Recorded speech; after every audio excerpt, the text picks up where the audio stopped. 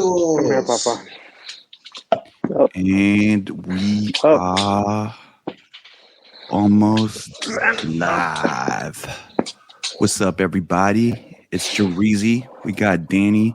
We got Jermaine. And debuting as a co-host, we got Kyle. Hey guys. Also, we got a very special guest tonight. One of our good friends, Cyrel Reyes. Cyrel, what's up, my man? How you doing, sir? How you doing? I think everyone's known Cyrel except for Kyle. This is the first time you guys met. Pleasure to meet you, man. Okay. Nice to meet you too, sir. Nice to be on your first co-host, man. Yeah, man, it's an honor. Historic event. One for the books. Yeah. Cyrel, why should we care about you, man? Yeah, honestly, give us a little because bit. all lives matter. Don't say I'm not that important. Important, bro. You are important. We're just another person in this planet, dog. So honestly, there's no reason for y'all to like me or not, or to think I'm important or not. I'll tell you my story. I'll tell you who I am, but it's y'all's opinion or thought of, all right, this guy's cool or not. Give us an intro, my man. Fuck. I'm 33. We 33 now, right? 33. You know how it is, bro. After a certain age, you start forgetting. I started forgetting a while ago. Y'all feel me on that, right? I ain't the only one who's like that. I think for me, it just started happening, bro. Like, damn, I was about to say I'm 31, 32, but I'm fucking 33 now. God damn. Bro. I'm not going to think about it no more. I'm not going to remember that shit. 30, son. 30, son. What else, man? Respiratory therapist, been an RT for about 9 years. Ex-military, just a regular dude, bro. Dad of dude. What'd you do, Marines? Army? No, sir. No, I was in the Air Force, man. Oh, okay. Yeah, nothing too crazy, bro.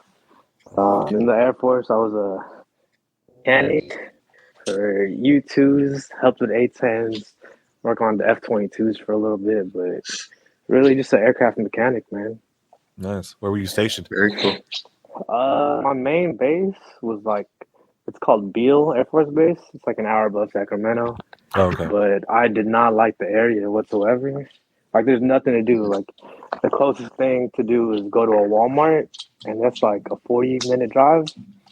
So, dude, for real, man. You have to really need something to go there for 40 minutes. Nah, but like, it was just, you have nothing to do. So it's like, let's just go to Walmart, bro. Like, that's where like the local girls hang out, you know?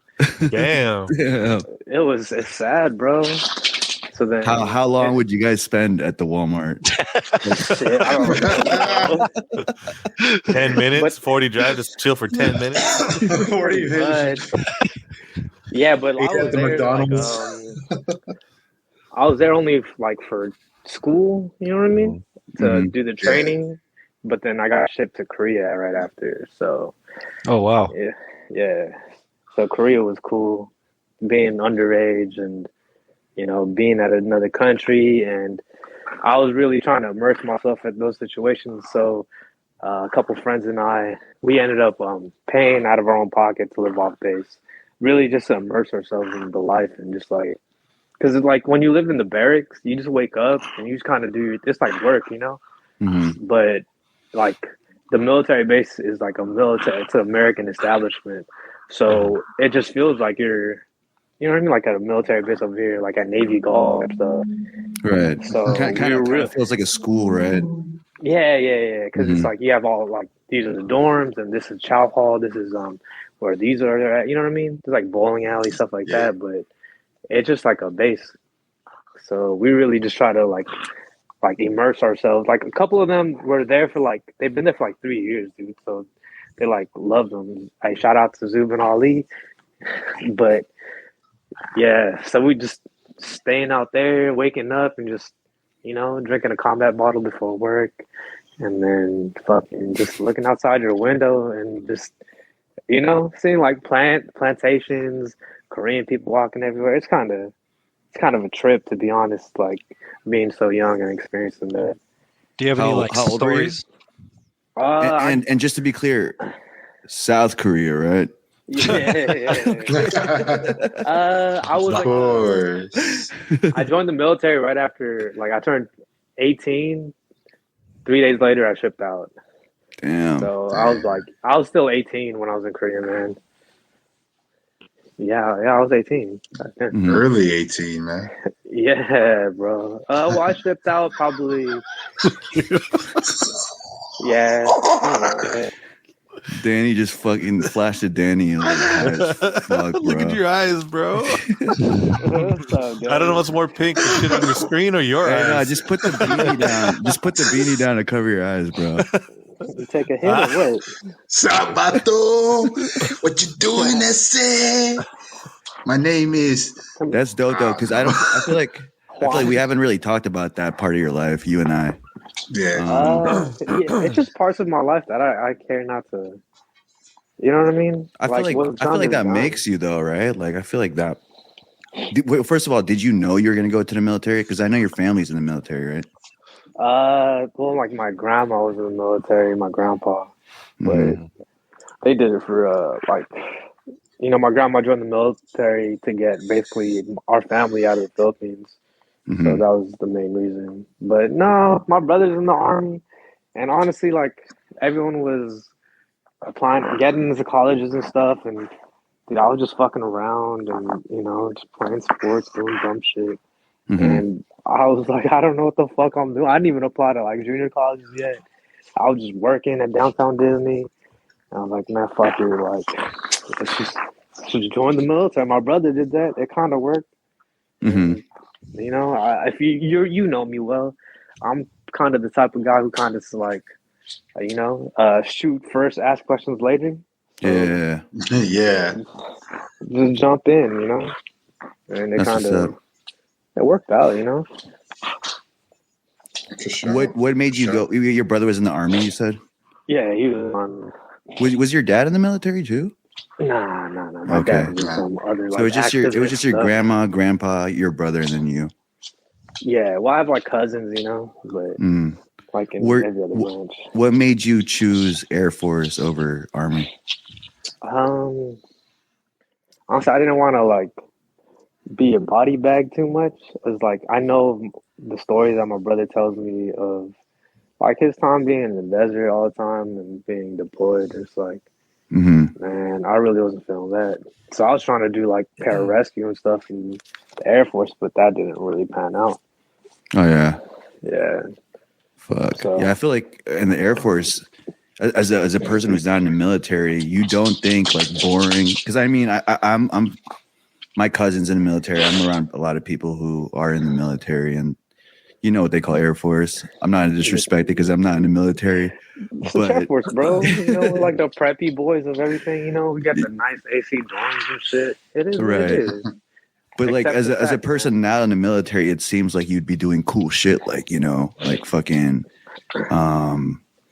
like fly planes, you know what I mean? That's the misconception that people have in the military, that you know, you got to understand that the military is kind of just its own community. So, you know, it's basically just working in a community. So you got people who work as services, who work at like just handing out basketballs and towels, like that's their job. So like it's not always as glamorous as people think. Yeah, we go on deployments. We won a couple of deployments. I went with the Army for a couple of deployments. It wasn't. You see cool stuff. Nothing ever happened while I was around. Nothing too bad. But it's kind of just like living a life that you're not. That's kind of free, but not really free. It feels free as you're in the moment when you're just like, you know, there was times when I'm smoking a cigarette, refueling a jet, like in Southern Korea, because we did like a random TDY and just looking out into the space of like, bro, at the moment, this is my life. Like, it's kind of chill. You know what I mean? Like, so shit like that. Right. But other than that, like, those are the freeing parts. But then when you get back to the reality of like, so I got to work like 80 days straight with no days off, and I can't say shit. I got to work 18-hour days. I can't see my family. I'm going to get deployed without with no question. Just you kind of just do as you're told. Mm-hmm. So really, there was no freedom in that sense. Right, man. And just this might be a dumb question, but it doesn't matter what branch you're in. Do you guys go through the same boot camp? No. Everyone's different. Requirements for different like military branches are different. But then even on top of that, like if you want to like, so say I was doing like pararescue, like we had to do requirements on top of that, like swims, certain runs, like running miles in like 6-minute paces for X amount of time, like so the generality, they're all different. Okay. Some are easier. I can't say for how their structure is, right? But what I do know now compared to like when I was in boot camp to like when my nephew was in boot camp, like it has softened a lot. Like the general boot camp, I'm not gonna say because my nephew's a ranger, so his ranger school is crazy. But his general army boot camp, dude, he had like a cell phone and taking pictures and shit. Like, you know what I mean? Hey, and with shit, bro. I forgot. Are we live? Are we live? Nah, I forgot. Oh yeah. Did you choose to be a mechanic, or was it given to you? Like this is what you will honestly, be. Bro, he just answered that. He literally just answered. I'm just kidding. For that one, it's a, no, I know he did. Shady thing. It's a shady thing, bro. See, he didn't. So you have recruiters, right? And their job is like that. They just got to meet a quota to get X amount of people signed up, right? Yeah. So basically, if they could finesse you into just joining, like, just join whatever, bro. You're gonna do this. They're just trying to finesse you to sign up and join. Like if you don't know what you're coming into, like I went in general mechanics and like other shit, but then he just made, this sounds so cool, like da da da da. And they just trying to get you in, man. Like they didn't give me the honest. If they gave me the honest thing, I would be like, nah, I'm gonna join the post office. Like, let me dude. Bro, Coast Guard. It's so messed up, man. Like we're over there freezing our ass off, working like crazy amount of hours. Stressful ass job, bro. You got to worry about a mission that's happening, a pilot's about to go up to his flight, or what if my engine is fucked up, or what if it's malfunctioned while I'm in there. Or there's times where people leave like tools and it's this huge thing like you know what I mean? Leave shit everywhere. And then I guess like the general comes and just gives shit to everybody. You don't really see the general. I hate it. The general shit that they give you was like bro. They made me tell my airmen while I was stationed, like, undisclosed location in Southeast Asia, but it's the desert, somewhere in the desert. A general was coming to visit us, and so they're like, "All right, bro, you guys gotta sweep this place up, make it look nice for him." And we're like, "Hey, there's a sandstorm like headed our way right now, bro. Like, so what are we doing?" And so they basically literally like gave us some goggles and was like, "Yo, y'all gotta sweep." As like we'll see the sandstorm. And we're just like, "What the fuck is going on, man?" And it's like, but we gotta do as we're told, man. And I gotta tell my airman like, "Yo, I'm sorry, I'm gonna be here with you, dude. Like, let's sweep this shit up." My man. But, so stupid. That's like, hey man, I don't know, but just do it, dog. Fucking sweeping in a sandstorm. It's never ended. It really was. I'm sorry, bro. So, as a mechanic, do you guys get trained to shoot too and all that? Yeah, well, we got like qualifications. Like you got to be qualified with your M16. If you could get further qualifications if you want. And honestly, dude, the majority of the people that were in the military, especially the mechanics I worked with, were just like a bunch of dudes from like, I don't want to say like a bunch of white dudes, like from the country and shit. And so like a lot of them, like they're raised like shooting, like my first times. Oh yeah. Going skeet shooting, fucking, hunting and shit like that was like with these people, So a lot of them like that's kind of normal, So a lot of them were like really good. But yeah. Do you guys have like guns that you guys each have? No, so oh damn. Only if you're fucking A. That's how they get people too, right? I guess if they make it seem so glamorous, but it's like you're not like all the weapons has to be like checked in and out from the armory. All bullets need to be checked in and out from the armory. That's only if you're like military police or if you're helping them, you know? Right. So if you're not, like you're just a regular, like whatever your job is, that's it. You just wake up, you go to roll call, you do our morning PT, do our workout, and then go do a job, you know? You do a job from like 8 to 6, then go home, rinse and repeat. Yeah. You're just living a life away from everyone. So do you see a lot of people crack? And like, what's the protocol if someone cracks? Do you guys have like a psychologist or you just suck it up? Bro, you kind of just suck it up, man. Or go home. There's no going home. Like, what do you mean? Like you don't get like a discharge for fucking breaking. They're gonna keep you in as much as they can, but it's like, dude, you're really just in the Air Force. Like, what are you really gonna break for?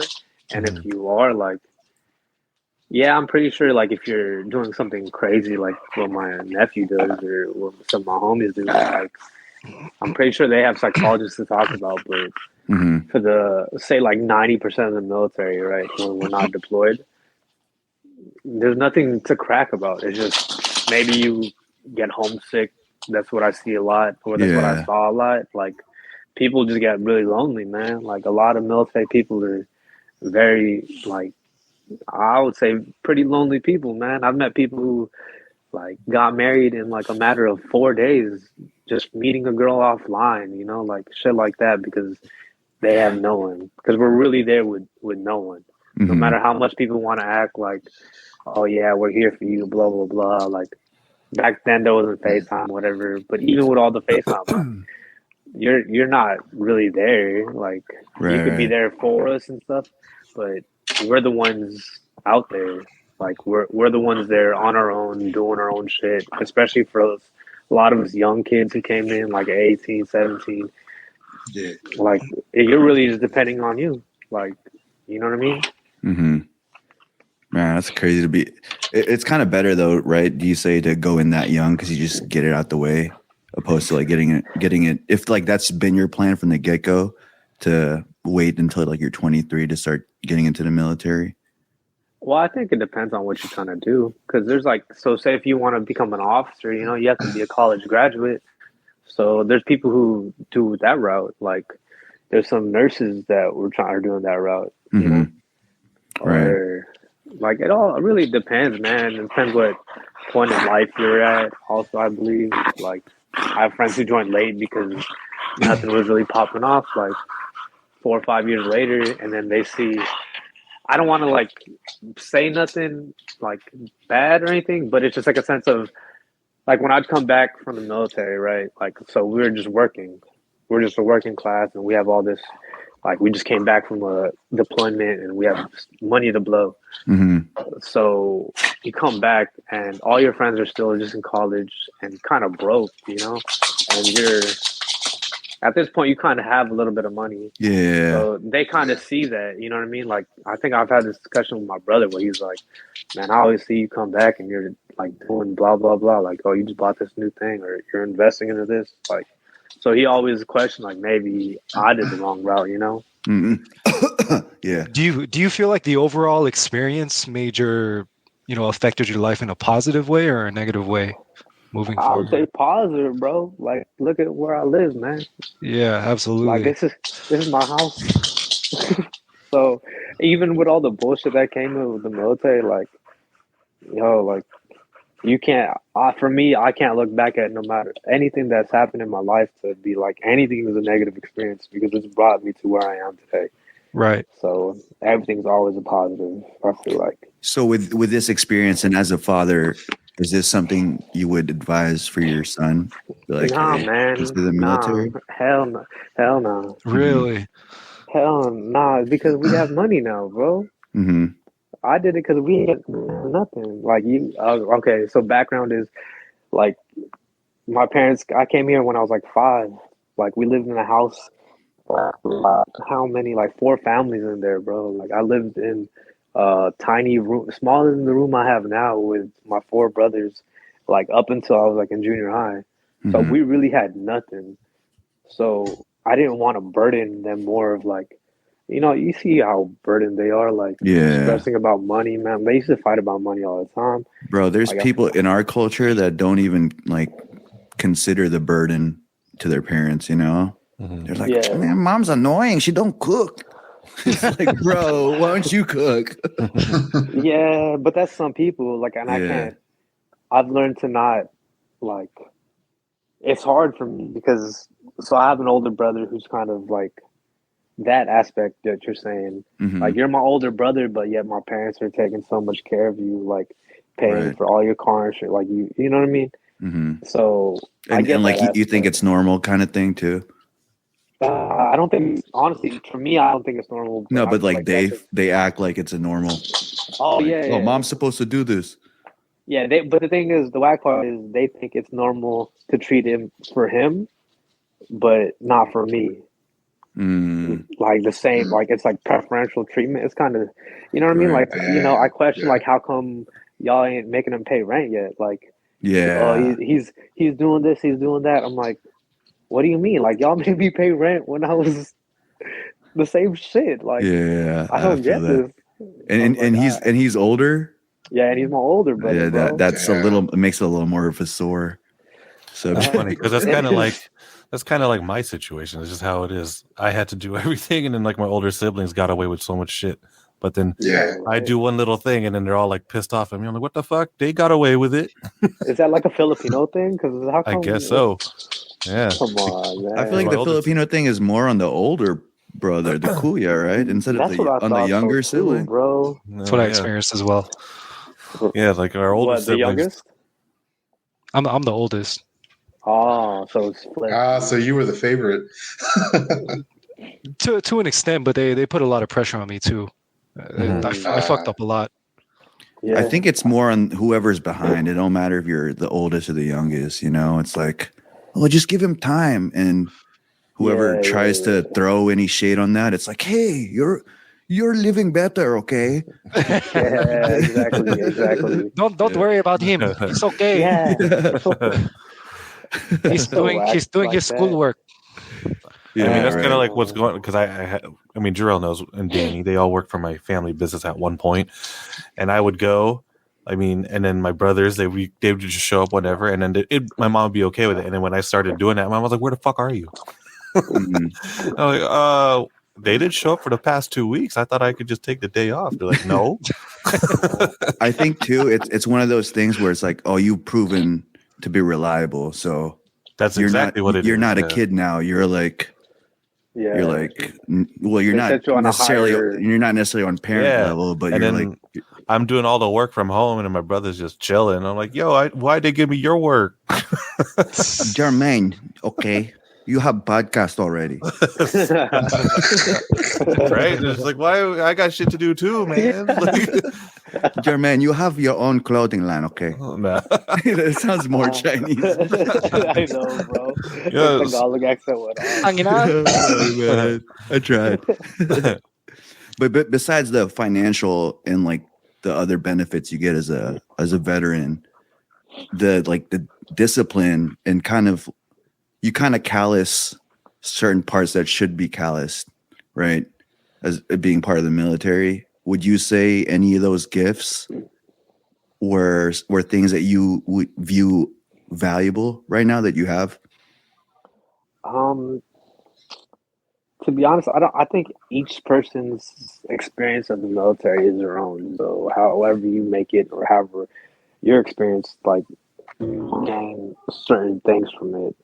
And I don't think it's like maybe when I first got out, like basic training and training, because dude, like their job is really just trying to brainwash you during basic training to break you down, to build you back up, to want to be this gung-ho ass person, right? Yeah. So maybe after that, like, oh yeah, I'm gonna be fucking like, you know what I mean? Like, shoot some people type stuff. But then as you progress through like the military life, it's kind of like, yo, all your training that you're doing with me, like that is nothing like. It's like going through RT school, you know what I mean, and then going to the hospital. Like, bro, everything you just talked about is nothing like what I'm doing here. So I think the only thing I've gained, like, I guess a lesson more, but not really a lesson. I guess it's a reaffirmation of my sense of kind of who I am. Like for me, I've always been a person where, yo, I'm pretty like to my own. You know what I mean? Like, I stick to my people. Like, I'm very loyal. Like, dude, I'm loyal to a fault, but I only am loyal to a certain amount of few, if that makes sense. You know, like I keep things very close and really just small circle, kind of very small circle, right. Kind of guarded. You know, kind of like a cancer. So I guess that sense of like independence of like that reaffirmed my independent thought of like oh, I got this, like right. You know what I mean? Like I grew up doing work at a young age, trying to do everything on my own. So now continuing on and becoming an adult so young, it is once again like really all on your own. So I think that just reaffirmed that fact. Yeah, and obviously all the success after that validates the fact that I don't need anyone type thing, right? But I don't want to say the sense of I don't need anyone. It's the sense of like I'm gonna handle it all on my own until I need somebody. And I think that's the difference between I see a lot of people like say younger generations, and it's cool. Like you need to be able to ask for help and be okay with that. But it's like at to a point, I think it's like you could do your own research and diligence of if you really want to know information, you could look it up and do it on your own versus like, oh, I'm just gonna. It's like that kid in school who keeps just asking me the questions and only the answers, but he doesn't want to study and read. It's like, you know what I mean? Like you could study and read too, bro. Like I'm gonna tell you the answers, but at the same time, like I'm doing my own thing, so like, you know what I mean? I don't. Yeah. At least like have some answers to spit back too. You know what I mean? It's obviously like not a one-sided thing. Hey, fun fact though, Cyrel and I went to college together. Yeah, and we took a test, bro. Took a Scantron test. Just to reiterate, equally giving. You know what I mean? He did one side of the Scantron. I did the other side. We fucking switched answers, and we were the first two out of there. I think we had a B+ that test. Legendary, man. Yeah, that's cool though. But one thing I wanted to bring up was it is a good segue. As a military man, you know, you hear people always, "Hey, thanks for your service," you know. Especially on Memorial Day, like, "Oh, thanks for your service. You're a hero." And you're also in the healthcare field now, so you're kind of a dual hero. And we'll get into that now. Hero. But you're a super duper hero. But the funny thing is, Batman, bro, Batman is the best hero there is, dude. We'll talk about that later. But what's called the fact that you see some nurses being like, "Hey, man, I know what it's like to be in the military. People call me a hero during the pandemic and stuff." How do you feel about that, bro? Does that grind your gears, or at this point you're just like, what the fuck? I don't think it grinds my gears, to be honest. Like, you know, it's honestly like maybe when I was younger I would have cared, but at this age where realizing that, dude, like no one's thoughts or no one else's things that they're going through or thinking that they're going through, dude, that's their own thought. But it did make me kind of smirk and kind of laugh a little when they would talk. But I'd just be like, "Oh, that's cool, dude." You know what I mean? Like, all right. It's not cringe. It's not cringe. I would cringe. I thought it was hella cringe when I heard that shit. It's a smirk, but what am I gonna do? Like while you're talking to me, while we're in there, like that's true. Like, though. You're right. You're right. Like, nah, bro, you're so dumb, dog. Like, fool, you didn't do this, that. Like, Yeah. All you can do is just smirk and like go on. Yeah, just like let them talk it out, and just then I'll go home, talk to my wife about it, and start laughing a little. So, Yeah, So- but that's behind closed doors. Filipino, military, healthcare worker. Damn, bro, you kill it at karaoke too, or what? At the karaoke bars in Korea. What's up with B-boy, you know. Nah, hell no, I can't sing for shit, bro. I don't think fun. most Filipinos at the karaoke bar can sing, but they still doing that shit. Yeah, bro. That's what makes it can't fun, sing. That man. motherfucker has concerts. Yeah. That's true. I sing this song. God damn, fool. Look at your eye. Yeah, look at this. Yeah, are we live? Are we live again? Daddy's trying to open his eyes. But I mean, like working at a hospital too, and I can attest to this. It is kind of depressing too, right? And I mean, during the time that you had to really work during the pandemic, like, what would you say took more away from you, like the military experience or like that time? It took more away from me in what sense, though? I guess more like, you know, I just saw fucking Shutter Island again, which is a fucking great movie. But you know how he not necessarily traumatized, but kind of shocked to see some certain things, like, oh shit, fuck, and that kind of got him thinking. So I guess more shocked. As far as shock value goes, was it your military experience or what you experienced during the pandemic? I'd honestly have to say that not shocked, but like I've never felt that overwhelmed in the overwhelmed. Yeah, I felt overwhelmed at times, like, you know, but that's just like everyone coming up to a high pressure situation, you know, preparation helps with that. But with the pandemic, like there was no preparation at all. Like, yeah, we had those like couple months, remember when it was kind of slow, but we were kind of just like laughing it off like the rest of America, where it's like California, like we're not getting hit by this pandemic. Yeah. And then February rolls around and do you remember it? Shit hit the fan. That Bro, shit was like packed. there was a time when I was like in the ER and like we have this little utility closet that we keep all the machines in the ER at, right?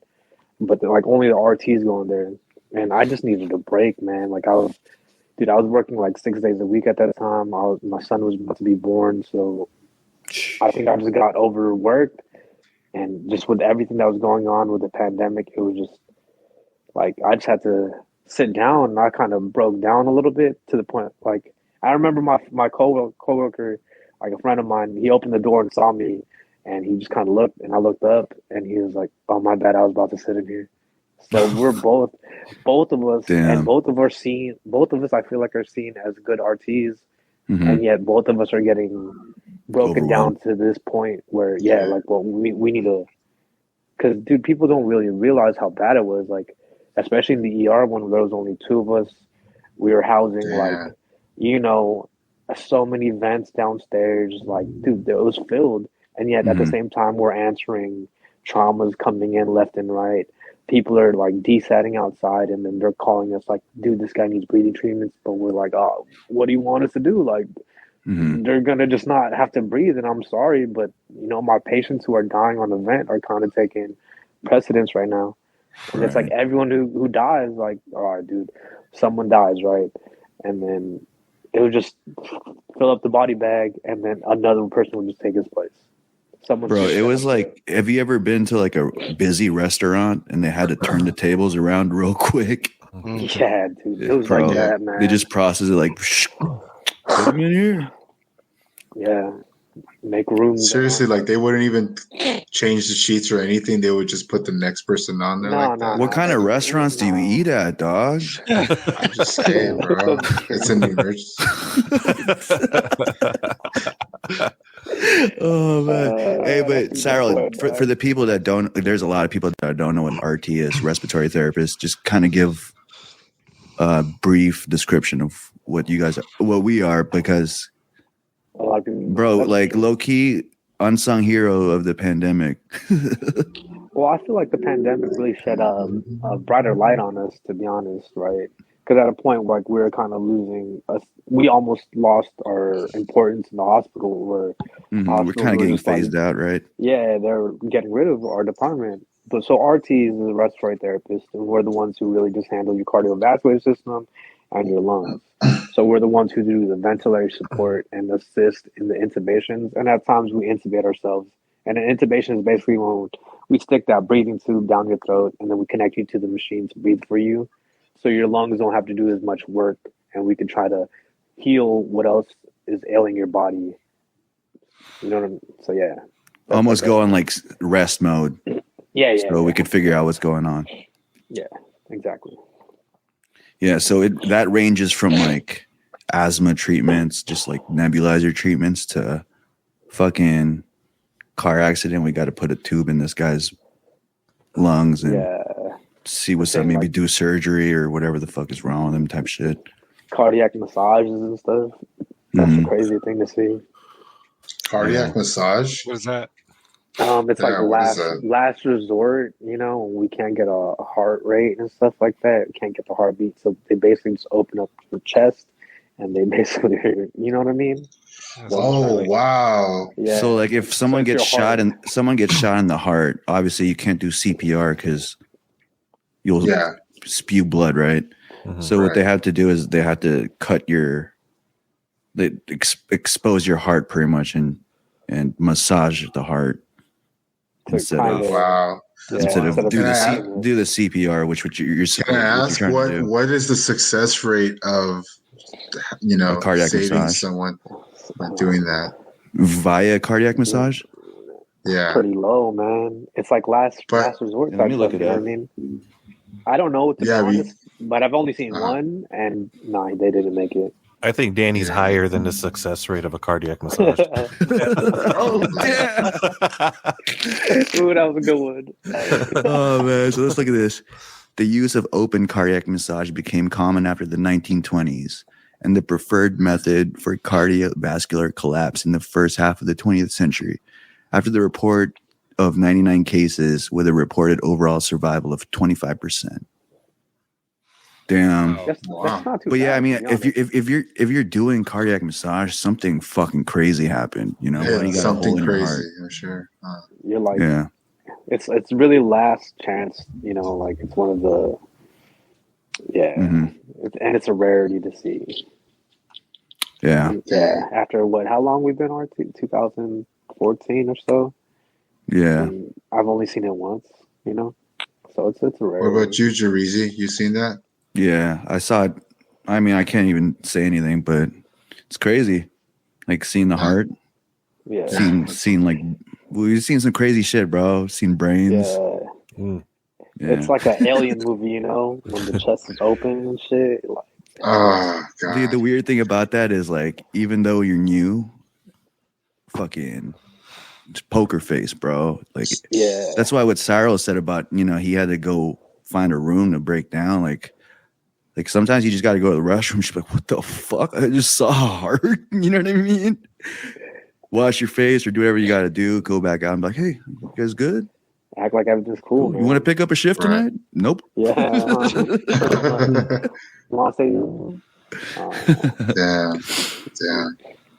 Yeah, it is pretty cool though, because like you're in everything. Like during the cardiac massage stuff, it sounds like a complicated procedure, but the role of a respiratory therapist, like once you put the breathing tube in, you're just making him breathe for him. So you're just literally at the head of the bed, which is the circle, which is like the middle of everything, and you just got to do this, bro.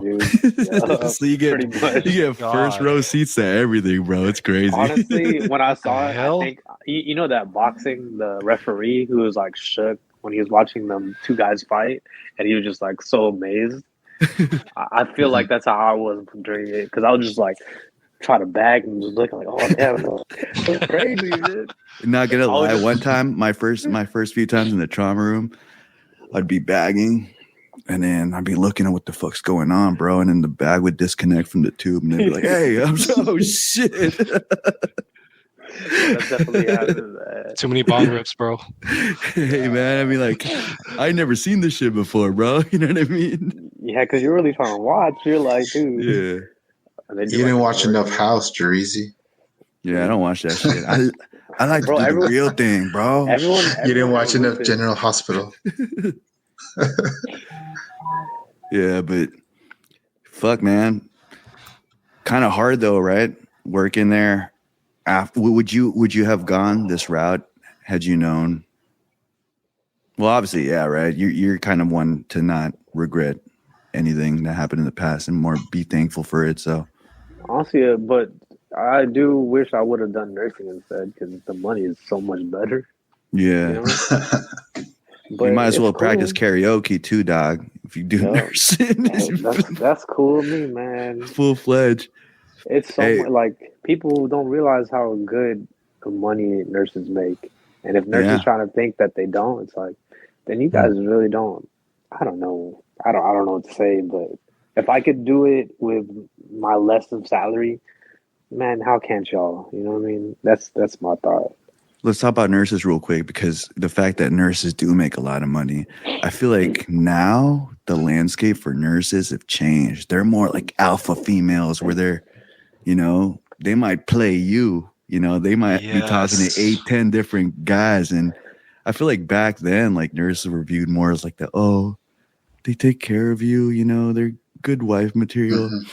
You think it's City Girls and Cardi B, or they just finally found out, man, I'd be making more money than these fools. Fuck these guys. No, I think it's the city, like The city Cardi girls. B Sure. type stuff. I think it's that, bro. Because you have people who work at McDonald's who have that same type of thought, you know what I mean? Yeah. You need to make 6 figures fucking making 20-piece right? nuggets and shit. The fuck? For real, man. Oh, that's funny.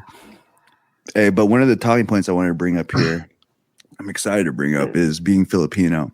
And I can't Obviously. relate, y'all. Sorry. we'll get you in. We'll get you in. I've known you long enough, Danny, that you're like a pinch of it already by now. Bro, So I mean, like being Filipino, let's bust a myth. Hella fucking Filipinos in the hospital, right? That work there. Hell yeah, bro. That's a fact. That's not a myth. That's a fact. Hey, but Yeah. that's messed up for people to assume though, even though it is true.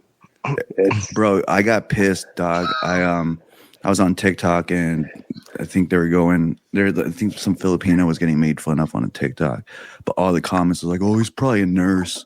He's probably a nurse. It's like the new thing now. They used to be like, we eat dogs, but now it's like, oh, he's probably a nurse. They making fun of nurses, but they working at McDonald's, asking I know, for 6 man. figures.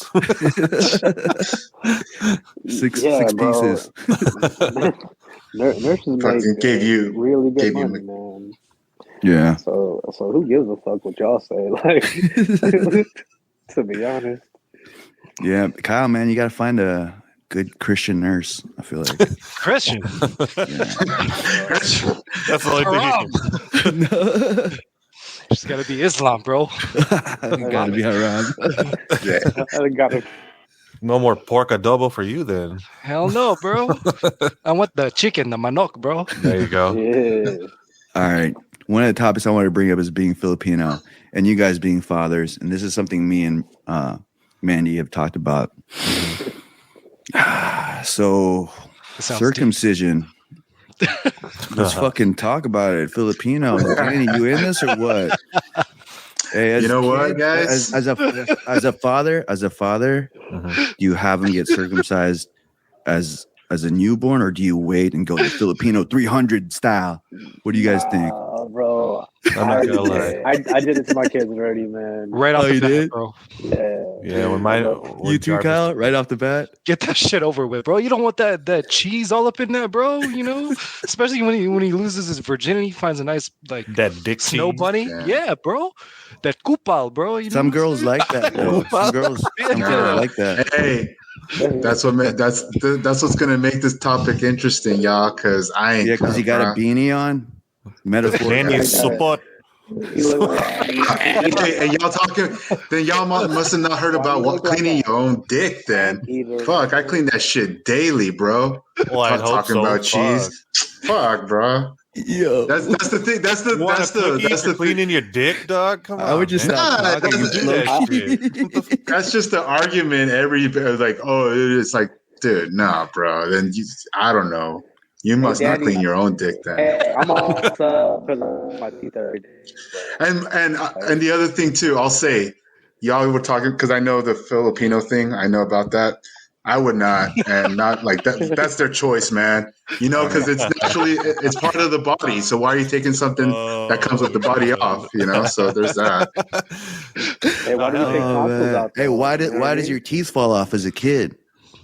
Because your actual teeth are coming out, like the real ones, not the whatever the first ones are made out of. Have you ever seen a baby skull? Exactly. You see like the first set of teeth that come out, and then those are the ones that fall out, and then the second set, they're going to come out eventually. Check out like a skull of a kid. You guys see all that? the fucking reaction. I just check out the skull of a kid. Raise your hand if you went the 300 way. Danny, we'll see you tomorrow, dog. There's no 300 way. I'm not doing it, bro. For the people that don't know the 300 way, I call it 300 way to reference the Spartans because they're like the harder men, the elite men. Literally, it's Filipino tradition to wait until a male is around what, 12? Yeah, 12, 13. Yeah. I think I waited till 12 before they get I was like circumcised. in junior high or so. I was 13. I was in the summer. I remember I had to wear a fucking skirt. Yeah, bro. You have to walk around like this, you know? Yeah. So nothing touches nothing? Yeah, because once it touched, you're like, what the fuck? They have burned so much. Bro, my dad, after I got, he's like, let's go. And he started running. I'm like, bitch, I can't run. Fuck you up. Good, bro. But I didn't mind how I got it because my dad told me his story. And what they did was he was like, they literally had his dick on this rock, right? And they pulled the extra skin over and they just used another rock and sliced it off and they had to jump in the river and then rub guava leaves all over their dicks right after to like numb the pain. I was like, ooh. Is your dad Lapu-Lapu? That's Aztec. He was born in like Cabanatuan. Yeah. That's our people, bro. Lapu-Lapu. Yeah, he's like, that's what he did. He's like, so you're not going through anything. Damn. I was like, okay. That's some indigenous shit, bro. Yeah. Technically they're looking at us like we're soft because we had fucking anesthesia. No, yeah, that's what he was saying. He's like, the fuck? I was like, why am I awake? He's like, that's even better than me. Look, you know what I did? I was like, fuck. Wait, what is the reason for us to wait though? Is it more like a rite of passage to manhood? It's like a for Jewish thing, you know, you become a Judaism. man. Yeah. Bro. Oh, it's Judaism. I don't agree with technically, but yeah, it's like how you become a man. Yeah, go set an appointment, get your shit off. Danny, if you do it tomorrow, we all take our hats off. Hey, Danny, you're the alpha male. Bro. There's no reason for me. We'll take our hats off if you take your hat off, dog. You know what I mean? Take them off. Oh, it's a sign. If Danny found out you could smoke out that foreskin and give you a crazy high, he'll do it tomorrow. Yeah, I would not do it. Isn't that weird if they're like, you get psychedelic effects if you eat your foreskin? Like, I'm going. Fool's chewing on. He's like, damn, this shit's makunat, you know? Let me tell you though, as a kid, a few years before I had to get mine, all the older cousins were like, hey, you next or what? That was the scary part. I was like, bro, don't bring that shit up. You know, I wasn't even thinking about it until you brought it up. Now I'm very clouded over my head. That was the scary part because they always bring it up like, hey, you're next. You're next. Like, man, I'm not even thinking about this shit, man. Bro, it's so fun to be on the other side looking at the younger cousins like, oh, you're next. Though. Yeah. But dog, that when I went in that waiting room, they're like, okay, 2 hours. It's like, for sure. Played Game Boy, and I couldn't play Game Boy, bro. I was like, you're not thinking. You're thinking about your dick. Thinking every second until that 2 hours, and goddamn, I think I told Manny we'd have to wait until our son's 12 to give him to induct him into the brotherhood. You know what I mean? You wild, bro. What does she think about it? She's like, no, that's fucking abuse. You know. She's like, it's either when they're born or no. I'm like, okay, well, if that's the case, but I really believe in. I don't know. I feel like just like the military and just like having to wait, it's important to have as a man like a rite of passage. You know what I mean? Like there's a lot of books that talk about as a man, there's not a lot of rite of passages anymore. You know, like that's kind of what's good about. I feel like in the Philippines for men, that's the tulet, right? For females, it's the debut. So we don't get a party. Yeah, we don't get a party, bro. Which builds the Filipino man of like, hey, don't cry, you know, just shut up and fucking fucking go to work. Be a man, but wear this skirt. It's like, God, how am I supposed to be that? You put me in a fucking shit. No, the thing is though, like I see it ironic. And the reason why is it's a rite of passage, but like, what don't you know that like taking away a lot of sensory glands and then sex isn't going to be as fucking feeling as good. So it's like, I heard it feels better as a man. I heard it feels better for them. So you selfish, dog. It feels better for us because we have our sensory glands are nice and fresh. Y'all are dried up. Yikes. All right, Danny, we'll see you on the next one, bro. Say peace. All right, I'm out of here. I'll shut up now. Nah, don't shut up, bro. This is great, dude. You got to change the name from on Hey, Danny, has the girl ever denied you when they saw it? Never. They can't do the anteater. That shit, bro. They love that shit, bro. On don't Tinder, lie, bro. On Tinder, he puts circumcised. Uncircumcised. No, I don't. Filter. Nah. There's a filter for that, dog. Change his name right now on the screen to support. Oh, man. It's funny, though, because you'd have like those like Americanized Filipino cousins. You're like, oh, why are you guys doing that? Yeah. It's like, bro. Yeah. You probably don't have a taboo, dog. Hey, Jarizi, you brought up men crying, and in Filipino culture, how it's kind of taboo for boys to cry, and dads are like, "Hoy, don't cry, be a man." Yeah. How do you guys feel about the expression of emotions as a man, and being vulnerable and toxic masculinity and all that stuff? Especially being from the military, Cyrel. Like, how do you feel about that, bro? You seem pretty masculine, solid, grounded. You seem like a grounded dude. Cyrel has no feelings, bro. Yeah, bro. You look like a stoic. True stoic, bro. No, he's a Cancer. Cancers are really emotional. Cancer, dude. I'm very emotional. Yeah, they are. One thing I've been trying to, work on myself is to be more stoic. Is the sense like I am a Cancer, like through and through. So I wear my heart on my sleeve. So my emotions really come out really without me even knowing. Right. So, but the sense of like, you were talking about like showing emotions and stuff like that, like being crying vulnerable. And all that, and being vulnerable. I think it's good at points, but you know what I mean? Like there's people who I've met who it's like, dude, every person they meet and they're like telling their life story, like things that, like, oh, dude, like for me, here's something I'll share that, like, I grew up and now I'm in foster care, right? Mm-hmm.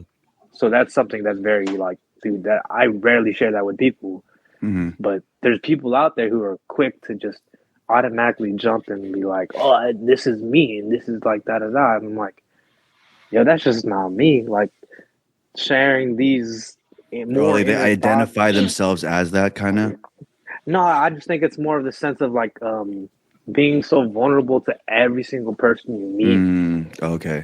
Because you're, I guess, just showing the emotion part. I think it's more like selective. But that's just who I am. Like, like I'm not gonna cry to nobody else. Like I'm not gonna cry at work. Like, dude, everybody problems too, man. Like, you come in there thinking, oh, I'm having a bad day. It's like, you do realize, like, I have a life too, and I may be having a bad day, but I don't tell you about it because, like, look, we have to carry our own. So it's like, I'm just. Yeah, I'm the same way. I feel like like there nobody has like a special. Oh, he's tough. He can take everything. Like we're all on the same baseline. So if I can do it, like why can't you? You know what I mean? Right. And it's almost one of those things of like we talked about like the brothers. Like I can't get a pass. You know what I mean? Yeah. Like, you guys can all get a pass, but I can't get a pass. But as far as showing emotions go, and I don't know, I'll speak for myself, but I'm pretty sure you guys can all relate. Like our dads are all hard. Hard, you know what I'm saying? But like as much as you suppress that emotion, it comes out in other aspects of your life, right? Toxicity. And something that Cyrel and I both agree on in the philosophy of whatever you do or however you do one thing is how you do everything. You know what I mean? Yeah. So it's going to show up in aspects of your life. So if you're suppressing it, just like soda, it's going to bubble up and either show up when traffic, like, whoa, put on that shit. Like damn, Dad, why are you so fucking mad, bro? Why you got road rage? Yeah. And then as far as like, I don't know, Filipinos, there's been some intense Filipino fights. And then like I've had Filipino or family fights where like my parents would be crying and it's like, damn, like this is so dramatic, man. And it is. I think it's more fueled on the suppression of it. You know what I mean? Right. So I feel like it's rare. I haven't met a Filipino father that's been having healthy, what's called emotional intelligence. Right. Right. Yeah. Exactly. So maybe we could be the first, right? I don't know. Yeah, well, I think so. But I also think, all right, so to play in that thought, especially like, I think a majority of us aren't even first generations, right? Like I was born in the Philippines. I think Jarizi, Philippines. Jermaine, you guys too? Born in the Philippines? I was born here. I'm born here, but I lived out there. I used to live there. So my thought, like growing up and finally realizing more of, just becoming a father and stuff, like the things that they had to worry about were like, how am I gonna feed my family? Like, you know what I mean? Like we had a farm and stuff. Like we lived in a shack. So their worries of toxic masculinity or emotional intelligence, like didn't even exist, right? Dude, what do you mean? Or like following your dreams, like what do you mean? My dream is I need to feed my family, like, you know what I mean? Period. Yeah, like I think that's where like the stoicism kind of, I mean, it's funny because like Filipinos are stoic, but they don't realize it because they're not familiar with the English term of it. They just know tapang. Yeah, stoic. Anong stoic? Anong yan? Yeah, bro, exactly. But I feel like the further we progress, as like say, look at the third generation stuff, right? Their stoicism thoughts aren't really there because of the things that like their troubles and their things that they have went through. Like look at even the fathers of stoicism. Like it's really what Marcus Aurelius and stuff like that. Like you're a fucking like you're king of Caesar type shit, you know what I mean? Like Rome. So like the things you have to go through, like going to war and going to things, like I feel like that hardens them to become more stoic because they really aren't able to show that emotion out there. Because then, if my king is showing emotion like this, like then how am I gonna feel as a soldier? Type stuff. Right. So, but now it's like, oh, it's more free. Like, oh, show the emotion. Show cry in front of people. Like that's cool and all, but you can't really like, move that way. But I'm not gonna move that way because I don't know, man. Yeah, we spoke about it in the podcast too a while back how animals in the wild, none of them are like stressed out. Like I said, like you can fucking find a zebra with its guts hanging out and it's just trying to drink water, still going about its way until it dies. But you see a fucking animal in the zoo and that motherfucker's pacing around looking stressed out and depressed. You know what I mean? Right. And I feel like now we have a lot of idle time because we're not so busy. You know what I mean? We're not either driven by a goal. So what's it saying? The devil plays in idle hands or some shit. So that's when I feel like the overthink. How do you overthink if you don't have time to think? You know what I mean? Exactly. If you're not staying busy. Yeah. So, and as far as like the depression goes, like, I mean, there is a chemical depression, I feel like, but yeah, I think so also. As far as a lot of these people that say that they're depressed, I mean, I think it's a mixture of like bad diet, posture, and everything, but Social media. social media doesn't help. Social You know what I media, mean? bro. Yeah, that's a big one. Yeah. But it's also like, yeah, like you said, chemical, man. Some people have like the best lives and seem like, okay, best example in my head is like Robin Williams, right? Like, look Right. how amazing of a life he lived and the things he's accomplished. Like his mind was never idle because he was always working and he seemed so happy, and yet he was depressed and that, sad to say, Yeah. R.I.P. Just never know. Yeah, exactly, man. You never know. Yeah. I feel like our generation is like on the verge of breaking generational curses because obviously our parents, our ancestors, worked hard, came from nothing, like you said, and came here and brought us here for a reason. But now that we have access to information and resources and stuff, like we have this opportunity to find that balance between masculinity and showing emotion and doing the things that our fathers could not do, but at the same time, there's so much distraction, dude. I love women, bro. I love Instagram. I'm so distracted all the time, bro. Pornhub, Jesus Christ. Yeah, I think. I mean, not to get conspiratorial, but I feel like part of the Matrix. Yeah, but I feel like like you see the ads. You see the ads are always sexual driven. You know what I mean? Yeah, man. No matter about anything. So I feel like, I mean, if you want to go in the rabbit hole of nutrition, like a lot of our food is genetically modified right now, and it's not even really what it naturally, like a banana isn't really what it naturally used to be. Apples weren't what they naturally used to be. So I feel like most of the food right now, they're chemically made in the lab. So they're orchestrated to give you dopamine rushes and then be hooked on that to want to buy that product again. You know what I mean? Do you think men are being targeted specifically? Yes. I feel like they know what they're fucking doing. You know what I mean? And obviously, like this sexually driven society. I mean, we're all well versed in the Bible. God sent fucking flaming like comets to cities where, like Sodom and Gomorrah, right? Sodom and Gomorrah. Yeah. Yeah. So I mean, if you look at biblical times, I don't know if we all believe in the Bible and stuff, but I feel like Bible's still worth looking into as far as like a historical depiction of what happened. You know what I mean? There's always doom it's always a sign of society collapse when they start going kind of Sodom and Gomorrah-y. You know what I mean? Yeah. Absolutely, bro. You're on point. 100%. Yeah, so what the fuck? Agree. What do you think the outcome of this is? Because we're kind of getting to the extreme point, because like males are really like any male who's looking like a stoic male, I feel like, well, besides David Goggins, but like, I feel like Andrew Tate isn't helping because he's putting a target on people, but I feel like we're getting diminished and the female side is getting more like, there's toxic femininity too. Like we talked about the nurses and city girls and stuff, Them trying to make a matriarchy kind of thing, where the thing is that, like all this stuff is actually meant for us to lower our testosterone. It's meant for us to like be distracted and not focus on what you're saying, like be actual men and handle business, handle shit. So it's more like, okay, now we're going to pass off our main duties to, let's say, I don't know, either the government or pass it on. Like he's saying, like, nah, it's going till we're all just one gender, bro. Like that kind of equality of, oh, you're a male. Because you feel like one, you're him. No offense, but I feel like it's going towards that like avatar internet style. But it's definitely taking away like our pride in a way.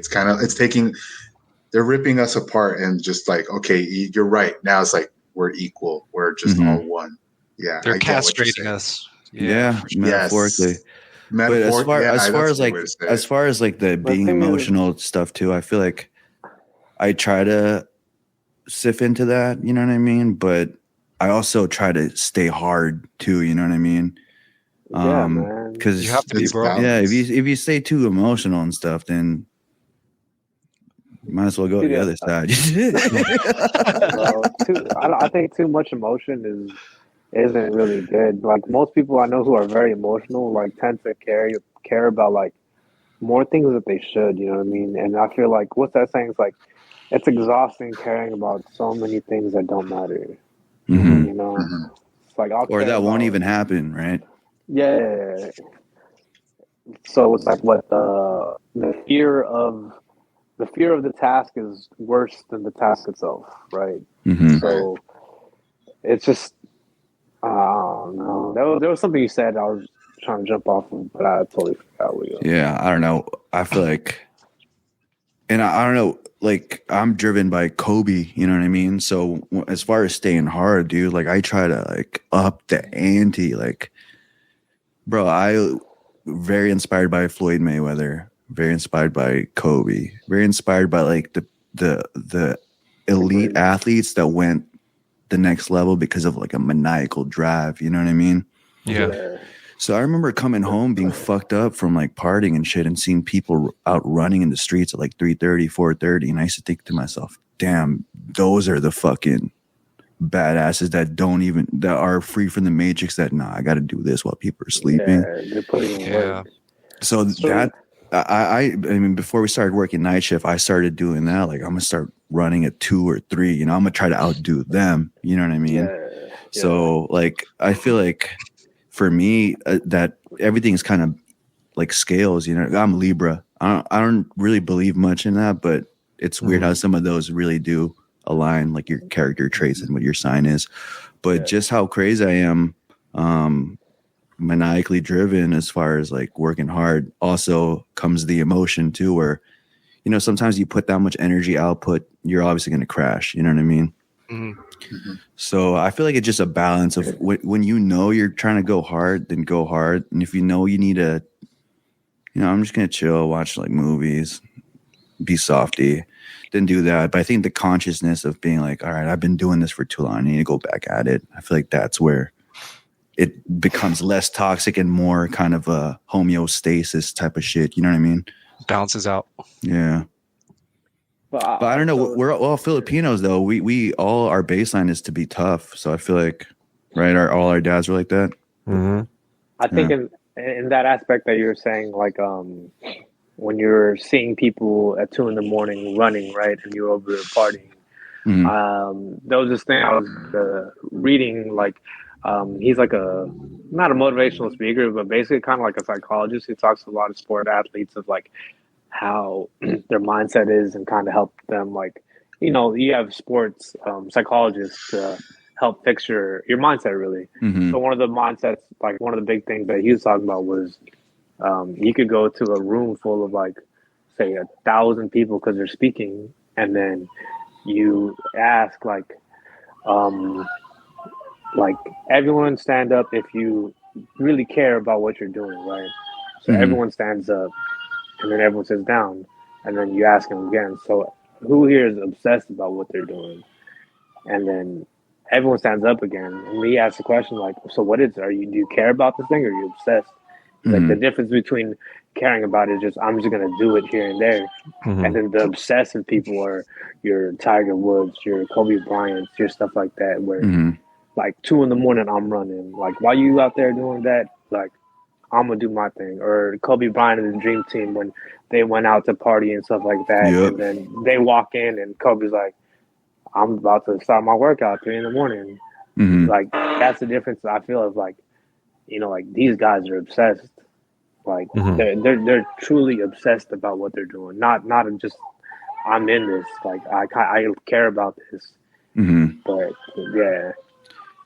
yeah, I don't know. Like even when it came to basketball, dude. Oh, I think it's because I feel like it all depends on like who inspired you to. I mean, like I said, Kobe, Michael Jordan, Floyd Mayweather. They're all kind of similar as far as their work ethic goes, you know what I mean? But if I like Adrian Bronner and Conor McGregor, then I probably wouldn't work as hard. I'd be more flashy.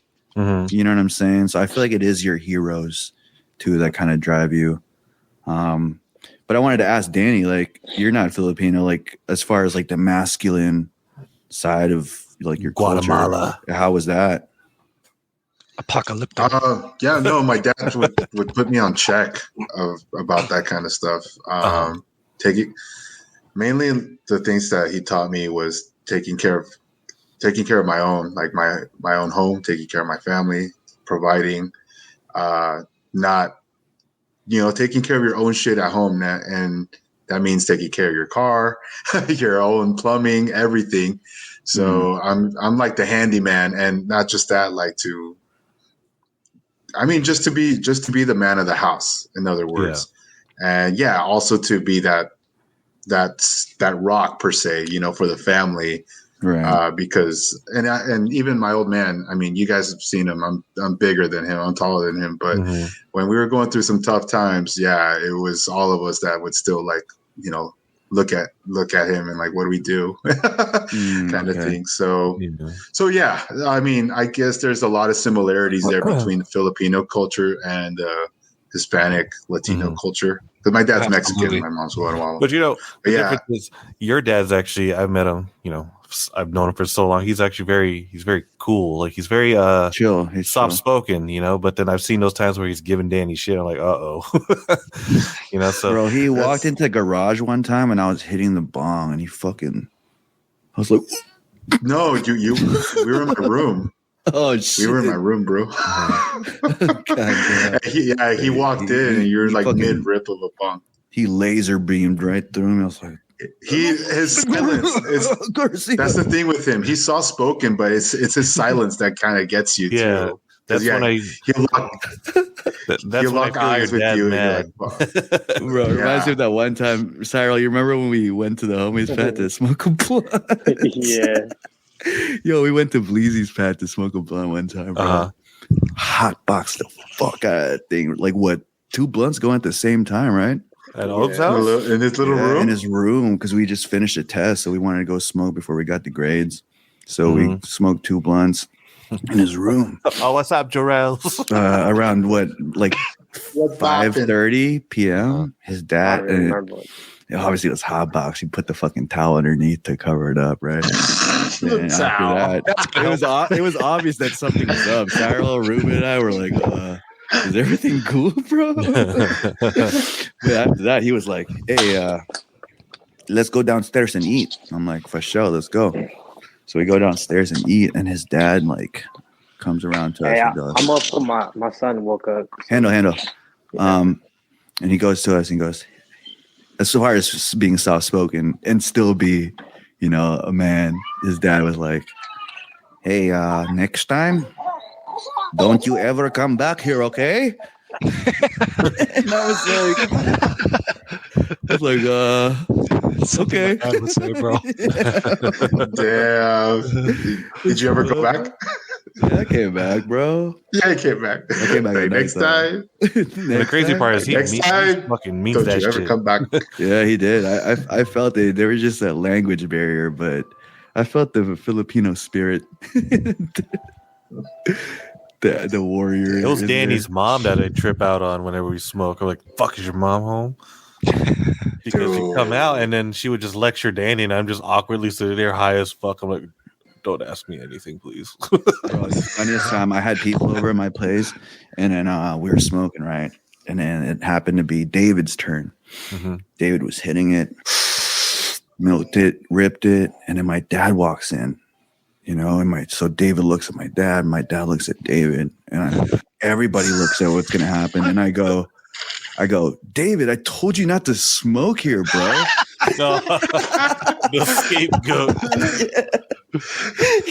Dude, they all busted out laughing. My dad was pissed. Like, boom, boom, boom, boom. Walked upstairs, slammed the door. Oh, I bet, dude. Yeah. Sorry, Dad. But yeah, I don't know. I mean, like, for me, as far as like an athlete that really pushed me, it was first Michael Jordan, and then Kobe Bryant, and then it had to be Floyd Mayweather. And like I was telling Danny, early on, like, my dad wasn't really around. So as far as like my masculine male role model was more like superheroes, wrestlers, action stars. So I had this more like eccentric bravado style, cutting promos. You know what I mean? As far as my male role model was growing up, so I feel like that translated into the way I manage myself to get somewhere. Like I'm not hard because Kobe did this. I can't bitch if I want to be like that. Mm-hmm. I'm not at the Rock level as far as talking yet, so I can't say shit. You know what I mean? Did you guys kind of have that? Like, who was your positive male role model growing up? My dad was around, so I would look up to my dad was like hard on me and my little brother, Josh. Like he'd be cooler with Josh, but then me, like every little thing I was doing, it was under the microscope. He'd be pissed off at me. It's like I grew up just taking it from my dad, and until now it's kind of like that still. But I've learned why he's like that, and I get it because sometimes I'm a fucking idiot, But like I also try to rebel. I'm like, Dad, whatever you're doing isn't like work now. It's like that's not cool now. You can't do that. But my dad, Jermaine, finish. But I got something. Dude, look at that haircut, bro. What is that? Danny, put the beanie back on.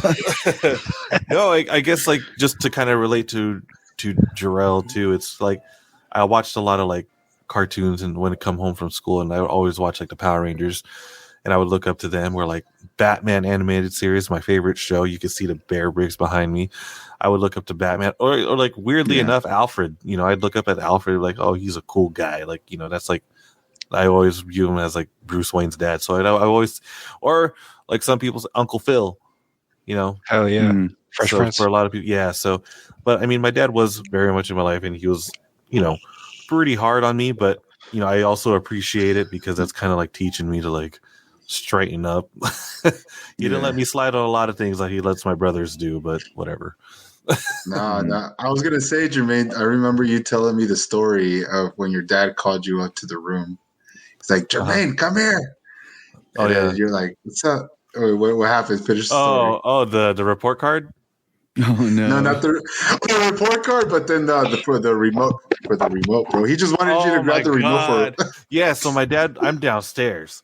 I'm just in the kitchen, like making my snack, right? And my brother's in his room, right next to their room, right? And I hear my dad's like, Jermaine. I'm like, what the fuck? I go upstairs. I'm going up. I thought I was in trouble. Like, what's up? He's like, what's wrong? And he's like, can you give me the remote? And it's right there on his dresser. I'm like, what the fuck? He's eating Clover chips. Yeah, no. Hey, get me the remote. He's eating his dried mango. He was eating Cornix. You guys, it's like what do you? Dreezy, you gotta put pictures up of these shit doing bags, this? Bro. No, yeah, he was literally. Hey, Jermaine, give me that one. Yeah, he's like, give me the remote, Jermaine. And then I'm like, what? What the fuck? Like, I have to run downstairs and finish my food. Tell the report card now. Oh, okay. So the report card. There's a funny one. So I come home, right?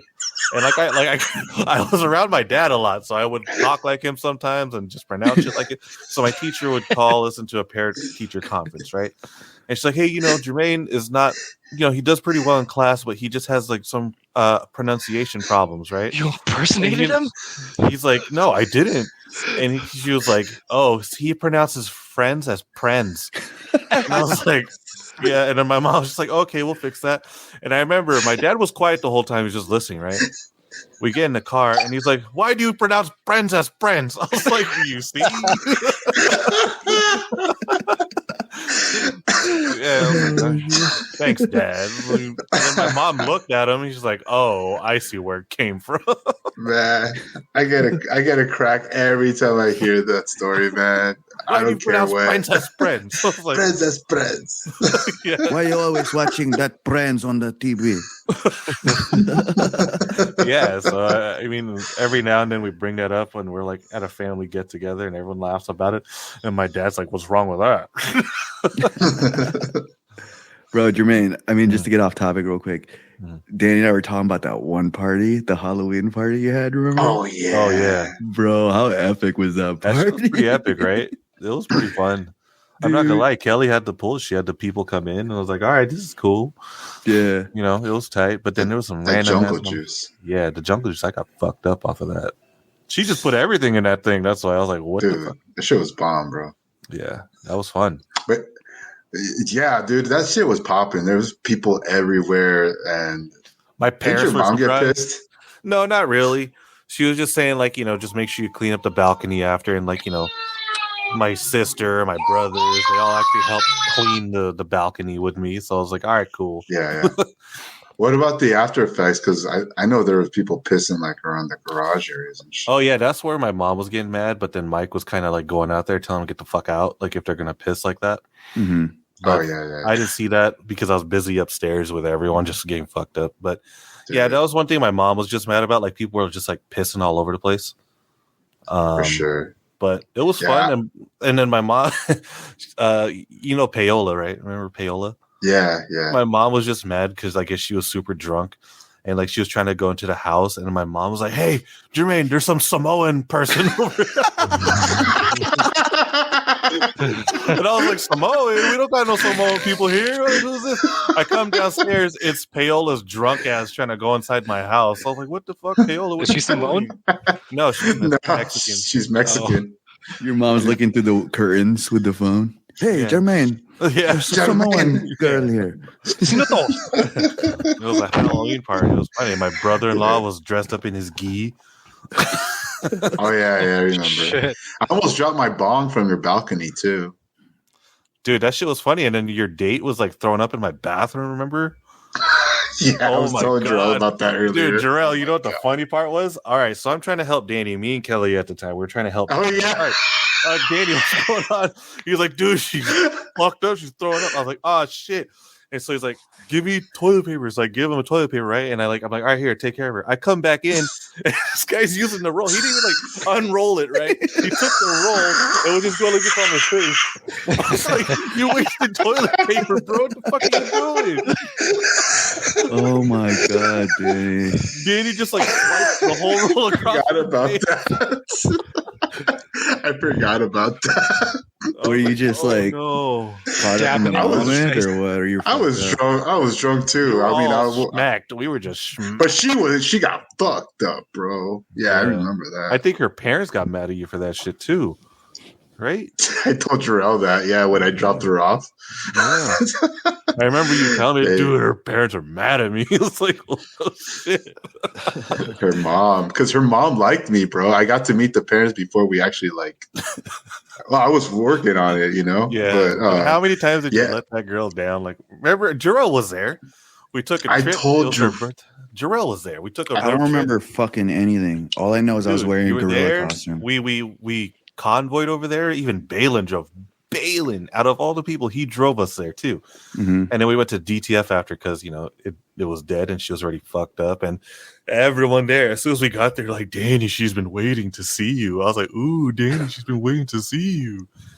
And you got a group of guys in the backyard just trying to eat the leftovers that's in the backyard. we went to DTF that night? Yeah, we left and we went to we ended up going. Yeah. Oh my God. Yeah, and that was the last time I spoke to her because for obvious reasons. Fumbled the bag, bro. DTF used to be tight. I don't know what it's like right now. I actually went because we had one of the artists here, and he's like, I just want to go grab a drink. So I was like, let's go. I don't know, man. It's not the same. I guess it's just a new crowd. That's why I was like, oh, these people are kind of weird. It wasn't. What's that? What was that? What was that bar that was always there? Florentine's. Yeah, that's not there anymore either. Florentine's closed, right? They closed. Yeah, that's Commonwealth closed. Commonwealth closed too? Yeah, I think Commonwealth closed, bro. Oh, bro. Hopscotch is still chill. You know? I was at El Matador. That was the most recent one. Man, Matador's still there. Revo's still there. The Irish pub's still there. What's that one? Back alley? Yeah. Slide alley? Slide bar. There's slide bar and there's one. Heroes is still there. Heroes is cool. Heroes is bomb. Yeah. What about JP22? No shit. Yeah. That's where all the honey's at, bro. I heard that's where, they get crazy over there. Right? all the sucias, bro. the sucias. Yeah. Y'all know what's up. All right, so Girl goes too. let's get to the talking points. One of the talking points is golf. I gave Cyrel shit a while back because he said I can't remember what I said this. You say golf He sucks? said golf is the hardest sport. It's pretty hard. What do you guys think about that collectively? Skillful. I want to start with Kyle. Shit, beats me, bro. I've been to the driving range and I did the putt golf at Boomers. That's like the most I've done. But my dad played for a little bit, and I don't know, man. There's a bunch of clubs. I don't even know anything about the clubs. There's like 20 clubs in there. I don't even know what you use them for. Like, It's pretty complicated. You definitely got to learn the rules. But as far as like, I mean, as a combat athlete, do you think it's the hardest sport compared to because I was saying like to get to the game, like a golfer has to practice and practice. Yeah, skill wise, yes, I feel like.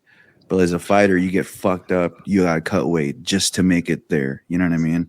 Oh, that's tough, man. Because I think golf requires, precision, accuracy. You got to have like good, what's that word? Not coordination, muscle memory, and control. You got to have like steady hands.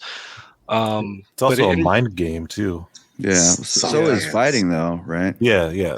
I think all sports definitely have this mental part of it. I mean,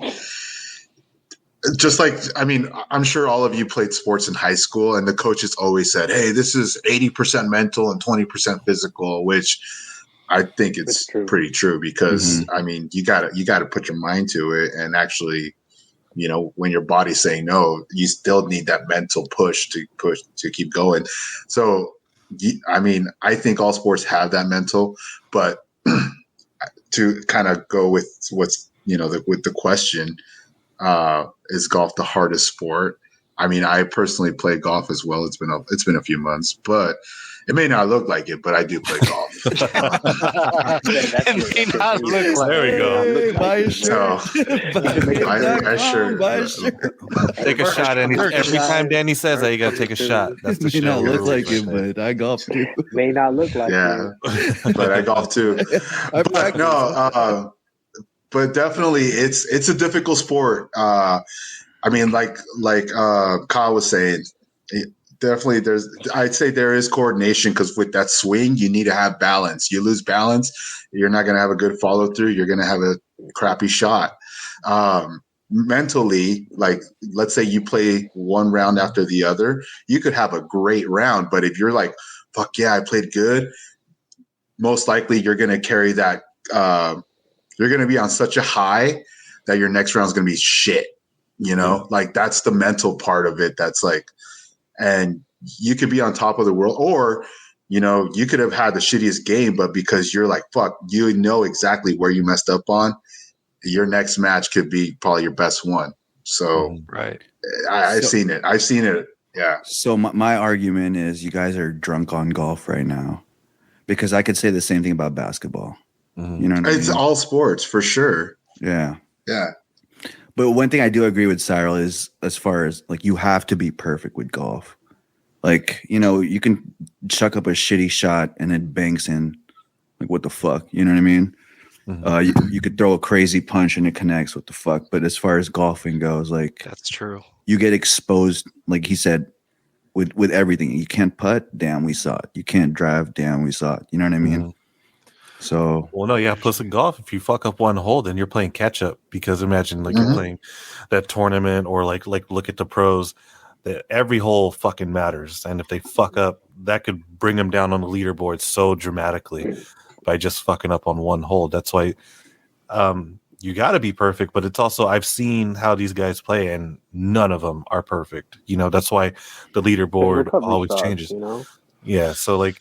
They could have one good hold and the next one is tough, and they got to make up for the next one, like on the next hole. And that's just, it's a lot of effort. And if you want to compare it to fights, then yeah, I guess you could say fights are more difficult because you're going to be enduring a lot because you're getting punched in the face. You're not and someone's trying to kick your ass. I got offended, bro. Like, what do you mean? You got offended. So, one thing I don't think golf is the hardest sport.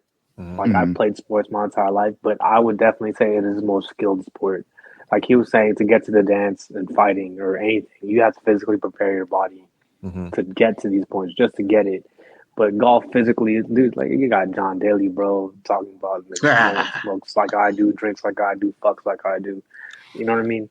But you don't have that in NBA. You don't have that in any other physical sport. But skill-wise, like he said, like I said, you need to try to be perfect. And honestly, you have 72 shots, which is like your to par, right? That's just to even out. That's 72 shots that you every single shot counts. Compared to if I'm playing basketball, my shot's not hitting, I'm just gonna start playing defense, man. Maybe I can get some steals, or I'm gonna throw assist, or I'm gonna do this. There's other ways to like mitigate me sucking or my shot not falling. But golf, my driver's not hitting, you could start going OB, or you're just like my chipping ain't working, or my putting, a 1-putt or a 2-putt turns to a 3-putt. Like Jermaine said, that puts you behind one. So you're just playing catch up. So skill wise, I think it is honestly probably the most skilled sport. Yeah, not the hardest sport. I see why. I see what you're saying too, because like you said, with combat sports and every other sport, the hardest part is the preparation, doing the cardio, the suicides, making the weight, push-ups, making the weight. But in regards to golf, you just got to execute. Like you got to perform on the spot. You show up with your homies, and it's like whether or not you practice, like you just got to perform. You got to execute. Yeah, and it shows. There's no lying of like, oh, dude, I'm this, or like, there's people out there who be like, trying to say I'm a scratch golfer, but all right, let's see how you play when we play. Like, no one's judging. It's cool because honestly, we're at the level. Like, I'm at the level. I just started in the end of March, so I'm not at the level. Like, I don't really care. I'm here just trying to get games and with whoever wants to get in.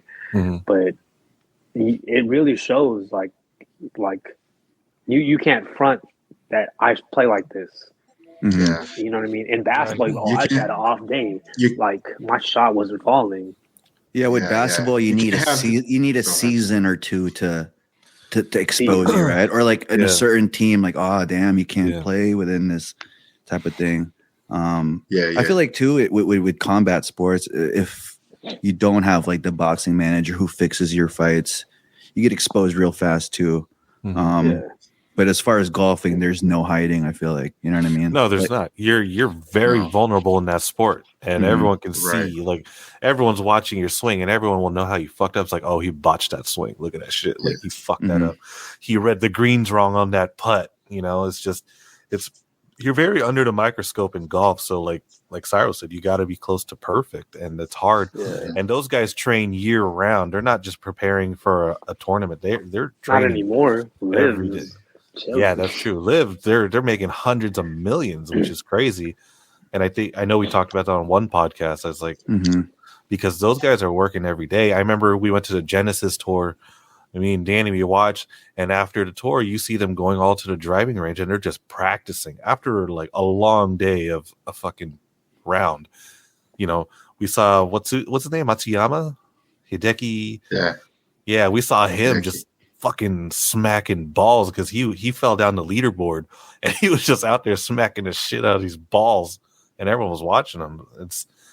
But it's a very technical game and it requires a lot of technicalities and like skills. So I mean, if Jarrell wants to say like it's not harder than fighting, well, no, it's not because you're not getting beat up. No one's going over there to block your golf swing or anything. But it's you know what. You know what? No disrespect to golf though, because now that I do think of that, I feel like because everything's quiet too. You don't hear shit talk, so it's more like you guys say. It's more you against you because that's when like your thoughts start. Everyone projects. So as far as me, my first time going, it's like, oh, I missed. Everyone's laughing, even though they're not. You know what I mean? And that shit can throw you off. But with fucking like fighting and stuff, it's more like confrontational. You know what I mean? So it kind of gives you this fool wants to fight. Oh, fuck him up. With golf, it's who are you gonna fuck up? You know what I mean? Yeah. It's like it's more of like a Zen sport, I would say. Yeah. Than And then when is you like have a combat, like aggressive. So emotion doesn't help. Other sports, well, emotion helps, man, because it could really drive you to like, all right, this guy fucking outdrove me. I'm gonna show him here. But I was gonna say with other sports, it's like, say, especially fighting, right? Like you could be you could be a master at one aspect of fighting. Khabib, you know what I mean?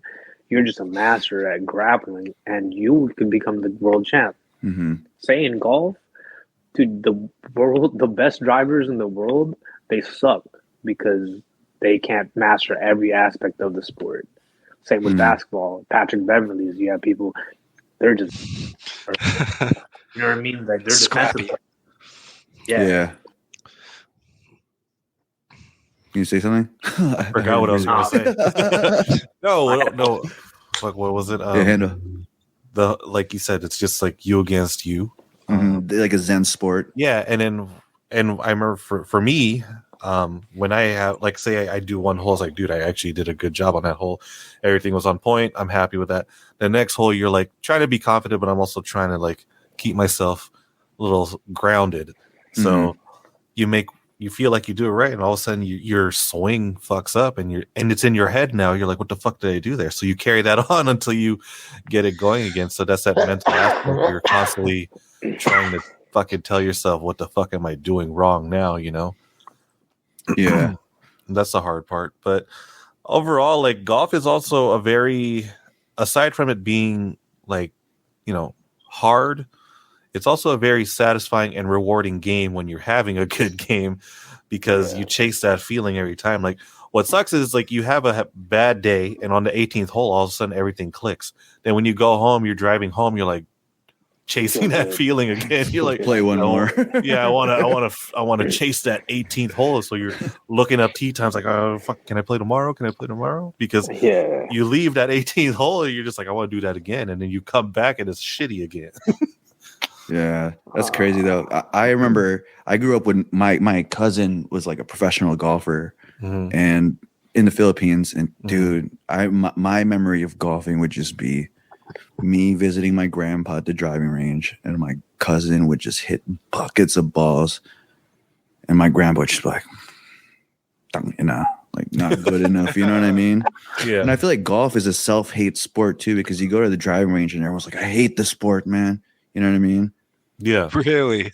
Yeah. I mean, compared to fighting, I feel like fighting was more like, oh, I got to beat you up. But I feel like golf comes from a more, we suck, we got to get better. You know what I mean? That's pretty cool, though. Yeah. I like that angle.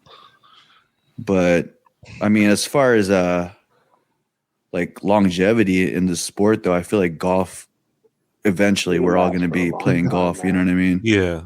So that's the cool thing about it. We're not going to be fighting fucking forever. You know what I mean? So hell no. I'm pretty much over it, dude. You guys still have a chance to make the senior PGA, so it's all good. Yeah, there's still something for us out there. There's still something there. So in case you don't want to be a pro athlete, senior PGA is an option. One live. You guys think you could be pro? Because I feel like if I really took it seriously, I feel like I could be pro. I don't know, man. What do you think? You go the hardest at golf, bro. Yeah, but I'm only in March. I don't know yet, bro. You know, like things. It's a very difficult sport. Like people have been playing their entire lives, man. Like, like I'm not good at it at all. Like I play with people who are scratch golfers, so I know. Like, and scratch golf is, dude, hard as fuck, and yet they will never. Wait, what is that? What's scratch golf? They're like par golfers, right? You par, yeah. You just basically you hit 72, like you hit. What's par that? So you hit the 72, like you said. So each course usually has like 72 par, shots. Which means 72 shots. So each hole has like par 3. It means like it's meant to take 3 shots to get here, and that's average, right? Maybe it's a par 4, so it takes 4 shots to finish the hole, and that's average. So that's just breaking even. So scratch golf is you break even on every hole. So you hit the quota, kind of. Yeah, but that in itself, like me when I play with those friends of mine, I'm just astonished of like, God damn, like how are you doing this, bro? Like they're throwing darts from like 180 yards out, like, and they're like 5 feet from the pin, like every single time, and it's just like, and yet no matter how good that is, it's like, dude, people who are winning and who are pros are like -7, -6, minus. Yeah. So that's even another level. It's like, I don't know, man. Maybe when I'm really old, I might be good enough to be that, but my dad's been playing for like 15 years and he's like, what, low 80s? And that's you're not getting even amateurs in that, dude. No. Our homie Roman that I golf with a lot, he's really good. Danny knows, he's seen him play, and he's actually entering his first amateur tournament finally. And that's going to be January 18th for the Farmers Insurance Open. He's finally entering. So hopefully, hopefully, good luck to him, dude. Good luck to him. So what is that? Is it like a tryout or like it's for the PGA? It's an amateur round though, so amateurs don't get paid. They don't. It's just that's what sucks. But they're trying to compete for a place on like the big leagues. So he's entering his first one finally. It's on January 18th at Industry Hills. So if y'all want to go, we should go. That'd be cool. Okay. Yeah. That'd be tight. Farmers Insurance Open. Okay. Yeah, and don't they have to like pay themselves? Like I know people travel to just to answer these little amateur tournaments, and they pay a lot of money just to get the opportunity.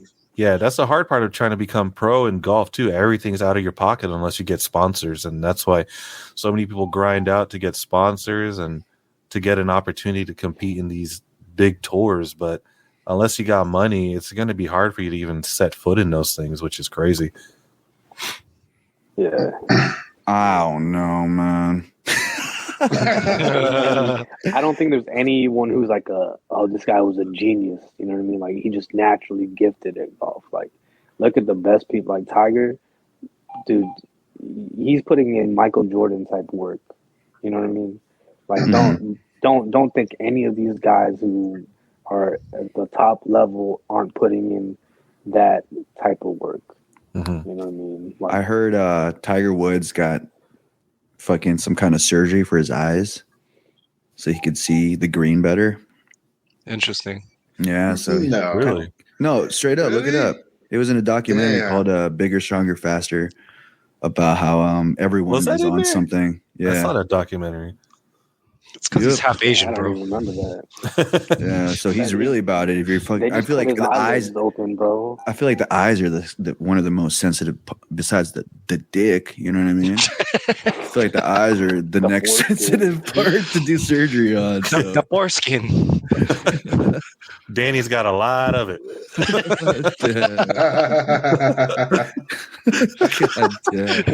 Hey, speaking of though, does anyone have any golfer have a golf course in their home? So I feel like golf courses are aesthetic. Dude, Michael Jordan's secret golf course is crazy. Golf course, he got like villas in the middle of it. Yeah, it looks tight as fuck, bro. And there's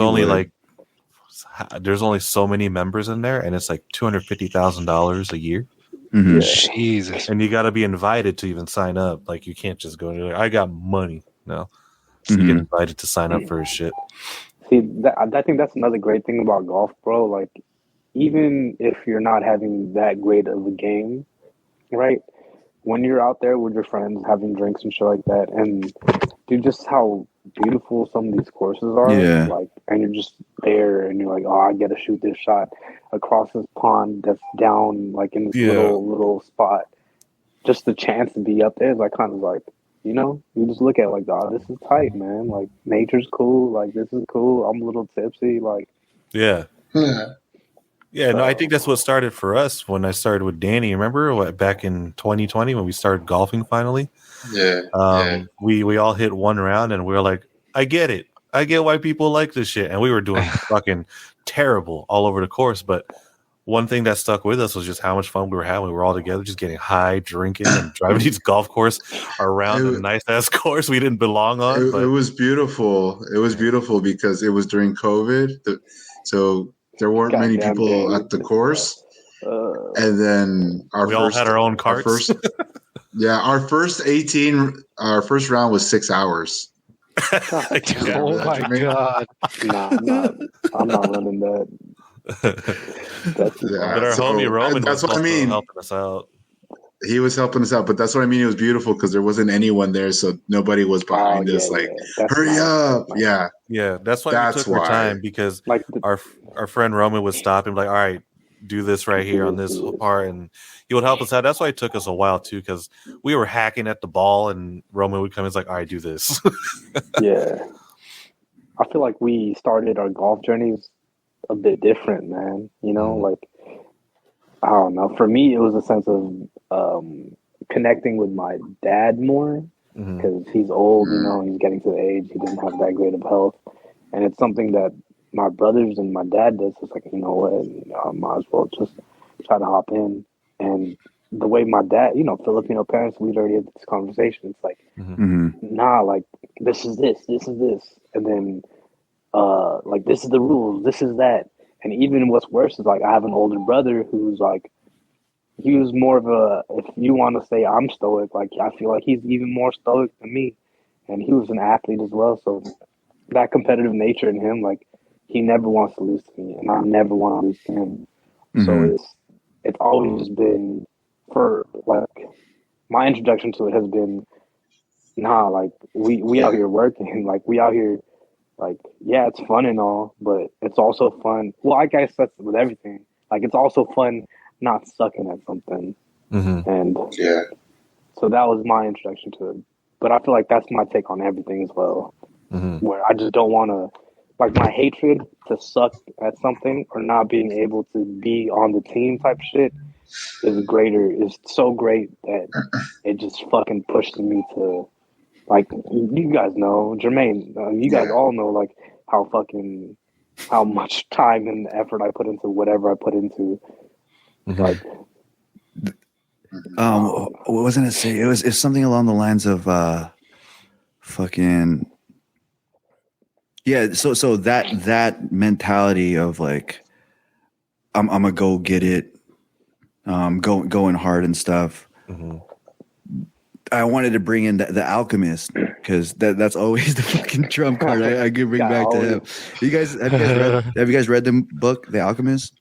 I haven't finished it. I know of it. Yeah. Okay. Hey, the whack part is, I used to use the same quote on you all the time, and now you constantly try to revert back. No, because when you use it on me, I was like, good one. You know, I bro, honestly, like, I use that as a reminder to be better. So, like, I'm forever thankful for you, and I hope it has the same effect on you. You know what I mean? So that's a gold, like, core memory. Maybe we should explain the So in The Alchemist, it's about pretty much a guy going follow his heart, right, his destiny, to follow his intuition and pursue his journey. And it's all about pretty much self-realization and about that path. And, you know, throughout the journey, he meets, like, certain characters that show him where to go, like mystical characters. He gets robbed at one point, but anyways, he gets at this part of his life where it's kind of just stagnant, and he kind of wants to give up, you know. And he got robbed, so he doesn't really have money anymore. So he ends up working for this jeweler at a jewelry store. Yeah. And I guess he learned a lesson about the jeweler, where he's a dreamer, right? Like, he likes to just daydream about, oh, someday I'm going to do this, someday I'm going to do that. And then for him, it's like, bro, I got fucked up. You know what I mean? I'm trying to get it. I don't even know what the fuck I'm doing. You know what I mean? Like, you should just take the risk and go do that, you know? But I mean, Cyrel, you can probably build off that. So to continue finish that story a bit, the alchemist works for the jeweler for a long time. The jeweler, like, he talks about how the jewelry shop used to be, an attraction, and everyone used to come here, and it used to be booming. But now not a lot of people come here because it's on the top of this little mountain. So the alchemist working for him, he's like, you know what? Let me shine up some jewels. Let me set up a spot on the very bottom. of this mountain, so more people get attracted. And through his hard work and dedication and just following his intuition and his dream and his purpose, he feels like the alchemist's purpose, he was able to turn the store around where it became very busy and all it was popping. It was popping. So it got to the point where the jewelry store owner, was talking to the guy. He was like, where he's more of a dreamer. He was like, he told the alchemist, like, I don't like you because you did this for me when I was satisfied with my life. Yeah, he was way more satisfied with his life prior of just dreaming. And it taught the alchemist a lesson of, like, my goals and my path and the way I want to move may not always be the same as everyone else's path. I may be someone who wants to strive for the best and do this my way and do it this way, but not everyone wants to be in the game. Some people are content of just being on the sidelines, just wanting to dream about being in the game, but they don't really want to be in the game. So that's the story, and that's the nugget that was kind of written in there. Well said, bro. It was beautiful. Yeah, and also, like, we spoke remember when we spoke to Daisy about, like, how do you wake people up type of thing? Yeah, and she said, like, some people, as far as their curriculum in life goes, like, their purpose is just a dream, right? Like don't, like, anything beyond that, it's like, too much. It's too much, or it's not even what they want. Like, the dream isn't really what they want, but just dreaming it, that feeling, it's perfect for them. You know what I mean? Like that hope, that hope they have one day. But as far as that goes, do you guys feel like you guys are dreamers? You guys are doers? That's a good question. I think we're all a little bit of both at some point. Everyone likes. I mean, I dream about things I want to do, but realistically, I also look. I don't know if I can do that, but I'm also realistic in understanding what's in my power that I can do. So I mean, there's things I like to do. I've been doing this clothing shit for so long, but I know how hard it is to even break through in that shit. It's not easy. But that's the part of it. Like, you just got to keep dreaming and hope something sticks. That's just how I take it, and I try to apply myself to whatever I dream about. But realistically, even days like now, it's harder because the world's fucked up. Yeah. I've had my phases in life where I was doing just like we previously discussed with Craig, or momentum. I had that momentum going in a phase of my life, so I was doing, and my how can you say where I was going in life was the proof in the pudding. I was just ascending, and but I always had dreams as well. My dreams were starting to get bigger, though. As I was moving up, my dreams were growing with it, and that's when 2020 came in. Life has changed kind of since then. And I've tried my best to get that momentum, but as you know, Jerizi and Jermaine, like, I don't know why, but shit's just been happening. But you know what? Right now, Danny's back to doing. I'm going through my great reset, honestly, and you know what? The silver lining's right there, and because a lot of doing is happening right now, and so things are turning up, and that's due in part because of just putting myself out there, as obviously trying to improve myself, taking the initiative of going to the gym, trying to improve myself and mentally. And that's where I got to thank you guys, honestly, because you guys have supported me even when I've been down mentally. So thank you. But yeah, that's, we have our phases of doing and dreaming. Absolutely. But we have to not, I really think we can't be stuck in the dream. Yeah. We got to tip the scales, Yeah. It's like my mentor taught me, our thoughts become our words, and then our words become our actions. But it's important that we must move everything, keep it going, keep that flow going. Why a lot of people stay in the dreaming phase is because they try something and then when they fail, they fucking, I don't know why people are afraid of that. You know, I failed a lot of times and like, I've learned so much. I back then I used to be fucking scared to fail just because I was like, fuck, I don't want to do that. But then I guess it comes with a more mature thought process that you're like, you know, I'm going to learn from that. I'm going to learn whatever that lesson's trying to give me and apply it to the next thing and constantly do something else and just keep doing. I've been trying to, you know, like Danny says, you know, we're always dreaming and we're always doing, but the part of that is to tip the scale so you're always doing more than dreaming. And that's a lot of people stay stuck in dreaming because they don't like the process. They don't like the work. Yeah, and so that's why they get stuck. Yeah, that's why people are so caught up on the whole Instagram thing. Like everyone says, no one posts their failures on Instagram, and everyone's chasing like, oh, dude, this guy's so successful. But then when you find out what he had to do to get there, most people would be like, I don't want to do that. They don't want that work. Yeah, the lifestyle that's portrayed and the instant gratification that's received of it, like the likes and the views and everything. It makes you feel like you're important when in reality we're just a speck. Were you going to say something, Kyle? Yeah, you know, I was just gonna be vulnerable. I think I'm more of a dreamer, and I think growing up, I had a problem doing, you know, even in school and with work and showing up to work sometimes, being distracted by shenanigans, girls, homies, whatever it is. So I've always been a dreamer. I've always had, you know, aspirations of becoming a DJ, a fighter, NBA player. God forbid, you know, we all fucking did. going to Beckman High School and Irvine and whatnot, whatever. But I think now I'm finally in that phase of, you know, tipping the scales, like you guys said. And I think that is because of adversity. I think it's because of failure. You know, like I've failed so many times that it was like, bro, stop watching porn, stop smoking, you know, go to work, exercise, eat well.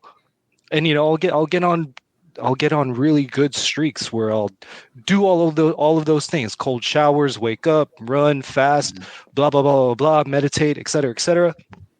And the results are clear. You know, the results show themselves right away. But then when you stop being consistent and you start going to that dreaming phase again, and you stop doing, it can be a dangerous place to be, man. You know, so absolutely. I just thought about this and brought up the point that I touch on this topic about. But yeah, I do agree. We all, obviously, the dreamer, the doer had to have a dream in order to do. So you are kind of in the dreaming phase before you become the doer. But yeah, you can get stuck in the dreaming phase. You know what I mean?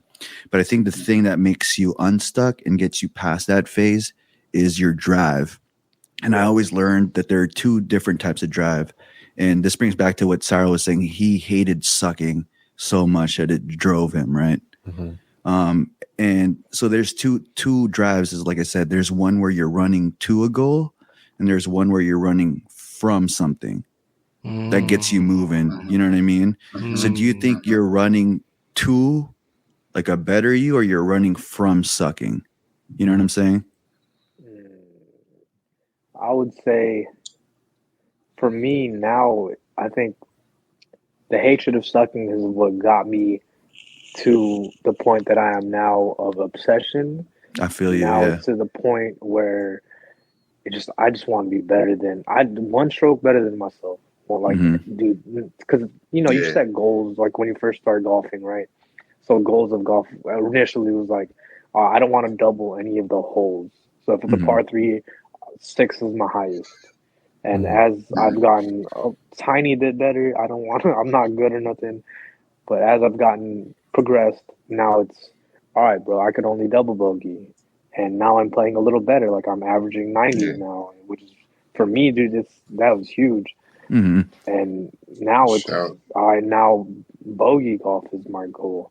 And it's not I'm running from sucking. It's just, I just want to be better than what I was yesterday. I just want to be better. That's it. Like, no matter what, it's like, I just want to be better. But I feel like that's just I don't know. I guess it's a personality trait. Like, not everyone is like that who wants to just, well, for me, I'm going to be honest. A lot of my drive before was I didn't want to suck, so it was running away from sucking, but more setting targets and then chasing them. You know what I mean? And metaphorically, I just thought of this right now off the top. But if you're running away from something, when that threat disappears, then you rest, right? You lose momentum, you get stuck. But if you're running to something, you don't fucking stop until you get that shit. You know what I mean? Even if you take a break, you're taking a break to go continue to get that shit. If you're running from something, that's like, oh, fuck. I can chill now. I'm gonna set up here. Like, this is pretty cool over here. You know what I mean? Right. Yeah. And as far as for me, like with that analogy, when I'd chase certain people, I'd chase them, and I'd be like, oh, I'm better than them now. You know, and then I'd see someone else, and I'd be like, oh, I'm better than them now. So like you, I attributed that as far as my success. Like, I became me. I became who I am. I've improved because I've looked at targets and I've kind of chased them. You know what I mean? And I mentioned this on the podcast. The first time Kyle was on was how do you combat a loss? Sometimes I'll be like, oh, fuck that, I won, you know? Fuck that. I'll fuck these fools up. Like, I don't care if I lost, you know what I mean?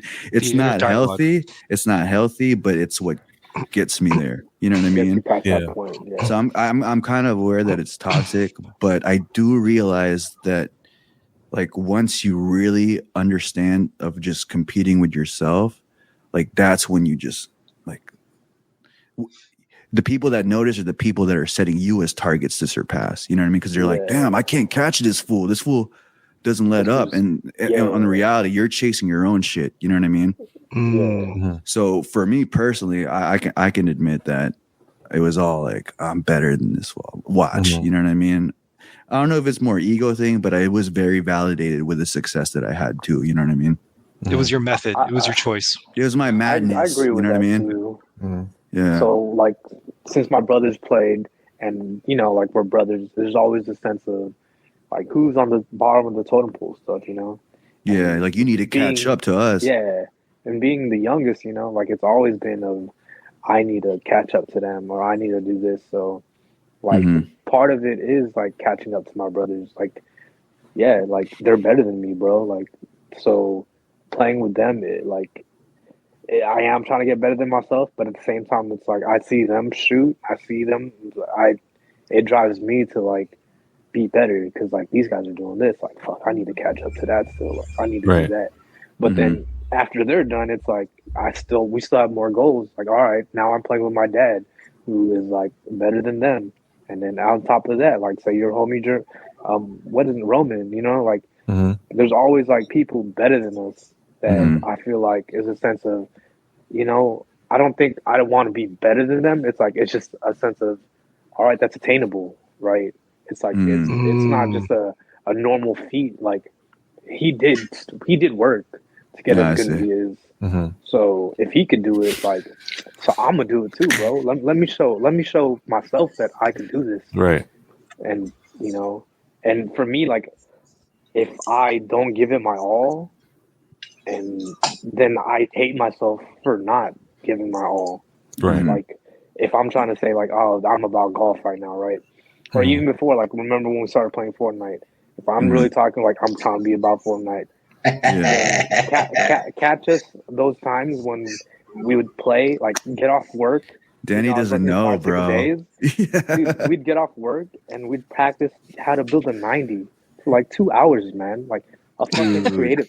Cyrel and I were trying to compete for those cash cups. Yeah, dude. Like, and people don't see that work that was put in, man. Like, that's like, what, half a year of 4 hours a day after a 12-hour shift of, let me fucking build a wall, dog. Like, hey, Cyrel, check this out, dog. You know, you can counter a ramp with this, bro. Oh, yeah. Oh, did you see this one? See, that's the obsession part, though. Yeah. It's like, when we were obsessed, it was like, we were showing each other, like, these little clips of, like, oh, bro, did you see how this one moved? Oh, so when he moved that, oh, I'm going to do this. And then we slowed down the YouTube video so we could see exactly what movements we're making. You know what I mean? Like, it's yeah, man. I feel like I don't know. It's just an obsession of wanting to get better. Not anymore of not just sucking. It's just I just want to be better, bro. Like constantly trying to improve yourself, and I think that's a good drive to have, because I guess for me, if I'm what drives me is that I want to do it so people can look at me and say, if I could do it, you could do it. You know, I want to be some sort of like, it's like a motivation for others. Yeah, just like I don't do what I do to compete with others. I don't like doing that. I like bringing people up with me, and that's just what I like to do. And if I can do something and apply it, I want someone to look at that and say, oh shit, I can do that too. But also what comes with that is like, you know, the pressure of constantly, that adds just more pressure to me, just saying like, I got to keep trying, because, you know, you got to do this right, because if people are looking at you and say, if he could do it, they're kind of waiting on my result now to see what happens with me. And people get off put like, oh, he didn't make it, you know, but I also want to show people from there, it's like, just because I didn't make it, I want you to see that I didn't stop. I tried to do other things and try to apply what I learned. And, you know, I hope that it just lifts people up, because that's just how I've always been. I've always wanted to connect with people and see how I can help them or whatever in whatever I do. And that's just, that's what drives me, because I want, like I said, I want people around me like looking at me like let's just say like Danny or Kyle. Kyle's a dreamer. I want to do something and say, look, if I could do it, I'm not in shape like you, Kyle. You could do it. You know, it's just that's just how I approach things. I just want to like Cyrel said, like a beacon. I just want to inspire somehow in some way. That's where I feel like satisfied if I could hear one person like, you know what, you showed me I could do it. I'm like, dude, that's great, you know. But it's not to feed my ego or anything like that. It's just more of like, I feel like people are constantly feeling like they can't do anything because everything's a competition nowadays. Everyone's like, oh, I got to compete against this guy, you know. But it definitely shies people off that are on the fence about doing because there's a lot of the dreamers are people who aren't very competitive, you know. There's a lot of they're just people who are just like, I just want to find my way. I don't want to get in people's way. I don't want to. Yeah, because if you're a real competitive guy, you're like, fuck that. I'm gonna do that shit with you. You know what I mean? Exactly. Like for me, like if you're left-handed, I want to beat you left-handed. You know what I mean? Yeah. If we're fighting and you do jujitsu, I want to tap you out. You know what I mean? Yeah. But I mean, life is just full of challenges, and you know, someone's got to take the challenges and take them head on and do it for others. And I like to do it. I like to see how far my reach can go. And there's plenty of times where I've bitten off more than I could chew. I'll be honest about that. But that has never like really made me quit though. You know, yeah, it never made me quit, because it's just like, okay, at least I know my limits on that. But I would always say, like, how can I push past that limit? And that's it's just like a mental game for me. And, you know, it's still something I do daily. Like, I'm still trying to go through a wall. But that's life. You're gonna be hit with a bunch of walls. It's just how you keep going through it. You could be like a juggernaut, or you're gonna find another way around it. I don't know. Just find a way. Yeah. All right. So my response to that, this is more devil's advocate thought, right? Okay. Not necessarily my thinking of those people who, you know, are shied away from when competition arises. At times it's like, well, coming from the military, it's a sense of like, nah, just do. Like, it needs to get pushed. Like, there's people who are under me, who are my airmen, who they seem that way. It's like, oh, they just want to dream, they just want to do that, but they just needed that constant like shove, bro. It may not be like the best shove that they want, but you know, toxic masculinity in the military is just, dude, shut up and color. You can't wait if you don't hurry up. You got to hurry up and wait. So move with a sense of urgency. Keep going. So to get them out there, because at the end of the day, in my thought, it's like if we're out here and you like, say you're already out there and you're okay with just like, you know, like say we're playing basketball and like, you know, those guys at the court who are playing half court, they're a couple dudes, they're friends, and they're just shooting around or playing 2-on-2 with themselves. or 1-on-1, and we have 8 people or we have 10 people, and we're like, oh, y'all want to run, and they're just like, oh, they're the types to never like, oh yeah, we'll run, and they're always just like, nah, it's okay, like, all right, bro, then get off the court, like, you know what I mean, like, not to be mean, but it's like they need to just jump in, like, you guys are out here hooping already. You may not think you're good enough, but maybe that's your own mindset and that's your own feeling, and say maybe you can't handle, I don't want to say like spiritual pressure, but the pressure that they give off. Mm-hmm. But that's just them. That's just them as people. Mm-hmm. If that's like stopping you and hindering you from doing something that you're already out here doing, then that really ain't. That's really a battle within themselves that they need to catch through, and that's their own responsibility, not the responsibility of the, say, Kobe Bryant walking into the gym. Because if Kobe Bryant walks in the gym, don't think I'm not gonna try to play with him. I'm gonna get my ass beat, but I'm still gonna try to play. I would say sometimes too, like, let's say Kobe Bryant's working on a shot and he's working pivots, right? And some people are like, "Hey, Kobe, you want to run?" There's times where Kobe's like, "Nah, I ain't trying to run with y'all." That's different because he's putting in work. You know what I mean? Because he's putting in work. Yeah, so that's what I'm saying. Like you said, if a person's shooting around and like you want to play fives, nah. Like, what if we're putting in work? You know, it's not. It's a mix of like on the person who's working it. It's a mix of them to be spiritually strong, to be like, nah, I'm working, dog. You know what I mean? I have my own path. You have your own path, and it's on the other people. It's kind of they're not necessarily like bully vibing, but it's like, nah, my culture. Cool. Like, if you ain't gonna play, get the fuck off the court. You know what I mean? Like, nobody's right. Theoretically, actually, the people who are just shooting around is right, because we were there first, and we're working on free throws today, bro. You know what I mean? That could be taken as that could be taken as that could be taken. Yeah, but that could be taken as like, yeah, these fools don't even want to play. Because, bro, I've shot around and like looked at fools like, nah, and then I'll shoot around and I'll hear them talk shit and I'll be like, let's fucking play then. You know what I mean? And then fucking kick their ass in the Crocs and shit. But my point is, like, that's the thing. Like, you can't assume anything, because like, what if these fools are just, hey, I'm crazy, bro. I'm working today on all left-handed and I'm right-handed, so no, I don't want to play right now. You know what I mean? And then some fucking jabron is like, nah, that fool fucking sucks, bro. I can't even make a layup, bro. I'm working, like, I've been here for 3 hours working my left hand. What are you talking about? You know what I mean?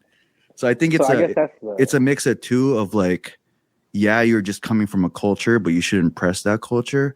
But also hey, don't feel bullied by them and shake off. Like if you're there to work on it, stand your ground too. You know what I mean? Like, hey, nah, you like, could say no. You might think I'm fucking around, but like, dog, I'm just working my left hand, dog. But also it comes with that confidence of, if you really, like, you know what I mean? If you want to play, dog, let's play.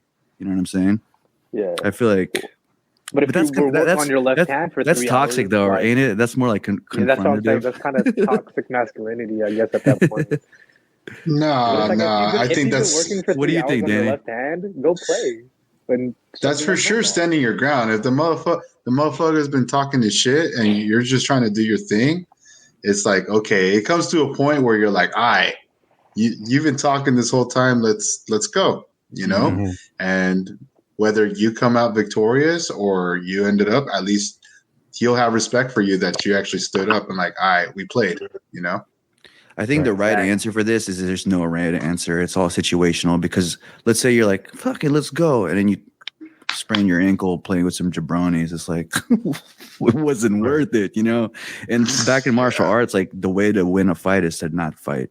You know what I'm saying? Yeah. So like, to be enlightened, you know what I mean? I feel like, I mean, I'm not enlightened. I'm the dudes who are like, bro, let's play fives, dog. There's 5 of us. But I mean, I feel like the perfect version of me would be able to, like, nah, dude, they're working on layups or floaters. You know what I mean? We're not perfect. You know what I'm saying? Yeah. We try. But to wrap it up, because we're already at 2 hour 13 mark. This is the longest podcast. Cyrel asked a cool question a few days ago, and I think only Jermaine can answer Oh, this that's because good. Danny's That's good. stupid and he doesn't like superheroes. It's just Look, does whack, that guy bro. look like a guy who ever was inspired by superheroes? Nah, Danny looks like he loves superheroes. I love superheroes. Why? You look Why do you the say type, that? dog. I don't know, man. Danny, who's your High favorite as fuck, superhero? dude. Nacho Geralt of Libre. Rivia. Hey, that's The a Witcher? bro. Oh, The my Witcher. Oh wow! Hey, Loki, Henry Cavill could go back to Witcher, dog. Nah, With they're gonna spend them contract all. still It's up in already, there. it's already I know. I saw that. Hey, did you I hear Isn't that know, a new but, show, the Warhammer? That's Yeah, Warhammer. I don't think he'll want to come back because again, the writers fucked up The Witcher. But anyways, I heard it's boring though. I tried watching. It's boring. Yeah, the second it's season. boring. The writers fucked it up, man. Yeah. Writers Hey, Yeah. Black Adam got scrapped, bro. I'm so glad it's on HBO Max. I'm about to watch it right now. They're done with The Rock. Yeah, I heard it was like Why? a power move between James Gunn and The Rock. Well, to bring Henry basically, Cavill back, right? James Gunn and Dwayne Johnson, The Rock, they had a conversation. He's like, "You're not going to be a part of the first chapter," and so The Rock's like, "Fuck." They have no choice, but apparently they're still talking about how they can apply him in different, like maybe just cameos at most. Yeah, I saw like if they do multiverse, like why would you leak that, bro? Yeah.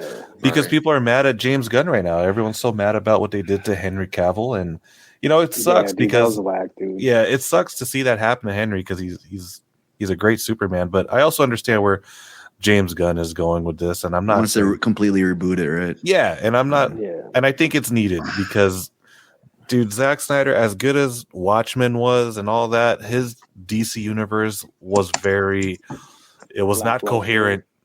It was not coherent. It's like, what the fuck is going on? And Wonder Woman 84 sucked Was ass. trash as fuck, dude. Yeah, It was so that's such why when they the said we're not biggest waste of shit. Exactly. And so The first one was good though. no, that was good. And I was like, cool, Yeah. it's starting something. But then 84 came out, it was terrible. And then when people heard that Wonder Woman 3 was scrapped, everyone was like, why? I was like, well, I kind of see why. Well, Fucking that's 84 why, bro. 'Cause sucked. it sucked, dude. What you Yeah. mean? Yeah. And now we're going to get the Flash, and apparently the Flash is going to reset everything. So I'm actually excited to see how that would go. I don't like Ezra Miller as the Flash. I think he's whack as the Flash anyway. So reset him. I thought he was okay. I like the like what was the Snyder cut? The Snyder cut was I actually enjoyed that a lot. Yeah. I couldn't sit enjoyed through Man that. of Steel. I enjoyed Man of Steel a lot.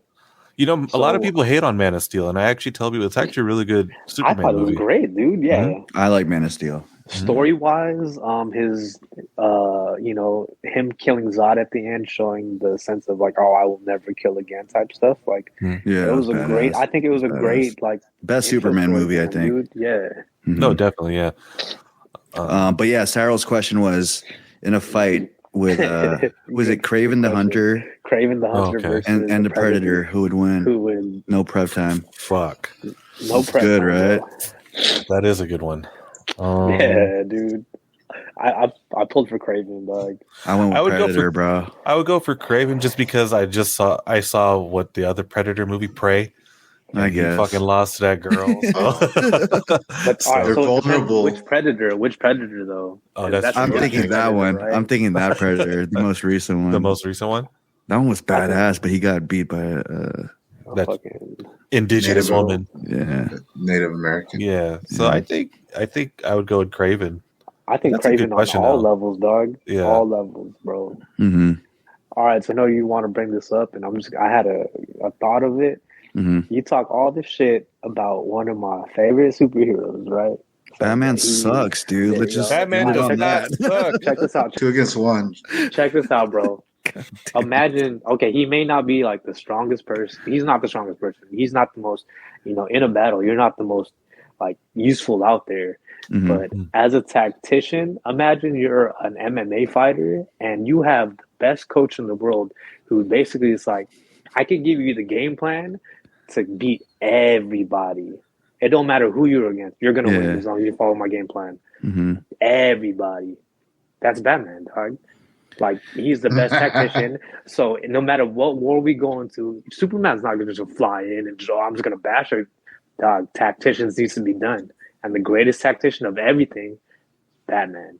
So you can't call that mid, bro. Like no, I would have to agree with that, but you need time to think, bro. And if I just laser blast you, then there it goes. But you know that's what I'm what I'm saying? saying. Out in the battlefield, yeah, you ain't it. Yeah. But if we got to come up with a plan, like, oh, how are we gonna stop Doomsday? Batman's that guy, not Superman. It was always they were always asking Batman, and Batman was always coming up with everything. Like the Justice League, everyone was asking, "What do we do?" And he had a contingency plan for everyone too, in case they try to do like you said. If Superman want to show up and laser beam his ass, he probably had something in his car. It's just like, I got you. With time, though. With time. Why do you think? No, but why do you think Doomsday, like, for real, recruited Batman in that, like, the last part of, the DC animated series that they did, where he became like his main general? Why probably not because Superman? of the mastermind. Yeah, exactly. Dog. Yeah, but because Doomsday can be the muscle, you know what I mean? But let's say Doomsday just wanted to kill Batman. Oh, so Batman is alive because Doomsday needs his mind. Yeah. Yep. That shows his importance, man. That's why I'd rather have him as the general than fucking, Henry Cavill, man. All right, so as far as let's end it with this. Team captain in the superhero team. Who would you guys pick? Cap. That's all. Team captain. Batman's not really a team captain though, bro. He kind of like a Daryl from Walking Dead, He likes to be by himself. No, he's more like Eugene from The Walking Dead. No. I don't even know who Eugene is. Lobo is Eugene, fool. Lobo is Eugene. I know the cure. We will get there. I know how to make bullets. Oh my god! And then he creeps on people fucking. Yeah, he's like a smart guy who survived the whole fucking thing. I don't even. Oh, the guy who he lied, right? He said he had the fucking the cure. Okay, I know he's talking about. Man, how dare you call that? It's fucking Batman. That's not Batman. That's fucking Batman. Lobo.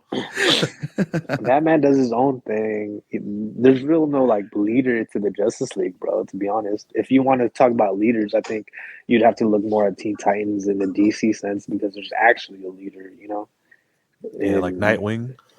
Yeah, at that point, or who else became that in like Young Justice and shit? I forgot who it was, bro. Oh, Aqualad, was it? Oh yeah. For a bit. But as a leader, like if I'm maybe Cap too, bro. But as a leader, yeah. See, the thing with Cap is, hey, we might not beat him, but we'll go down together. I'd rather have that guy than the guy's like, hey, I know how to fuck Jerezi up if he ever does. Jerezi, I wish you were like Captain America when we play Fortnite. I'm like Batman. You're like Batman. You're like Batman doing your own thing, bro. Bro, hey, res me. Other side of the map, bro. There's a chest over here, dog. I gotta get the chest. Shit, guys. It's like, fuck, here we go. Fetching your card. Jermaine, who's your team captain, bro? Batman. Actually, I take it back. Professor X, man. Professor X would be a good one, yeah. Professor X, man. Yeah, take that back. The captain, that's a good question because, like Cyrel said, Batman's not really much of a captain. He likes to work alone, and for the longest time, that's how he's always been. And that's my favorite superhero. You see, he's right there behind me. But I think I'll go with Cyclops. Which Cyclops though? Is it when he turned evil type shit and killed fucking Professor X and had his own crew? Or are you talking about like OG, like first class? OG, Cyclops? I think, yeah, like the animated series one. I like that Cyclops. Honorable Cyclops. Yeah, he was cool. He's like the X-Men's Captain America. Yeah, he was. They both turned jaded too, evil. So yeah. Exactly. So yeah, I think Cyclops would be a cool captain to have. I'd pick Wolverine, but that fool's a hothead. And Wolverine was a leader, So yeah. Cyclops, I would just slap him though, man. That is true. He was annoying sometimes because he was Mr. Do Right, and always in an animated series you had fucking Wolverine kind of undermining him. He's like, God damn it. And then you had like Gambit. He's trying to hit on his girl, dog. Yeah. Yeah. And he got it though one time, you know. So he one did. time for the one time, bro. Yeah. Who's yours, bro? Master Hurricane. Splinter. The Hurricane? Nah, kidding. The Tick.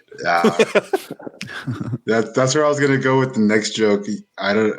In Spanish, there's a character Chapulín Colorado, which he's kind of Champurrado?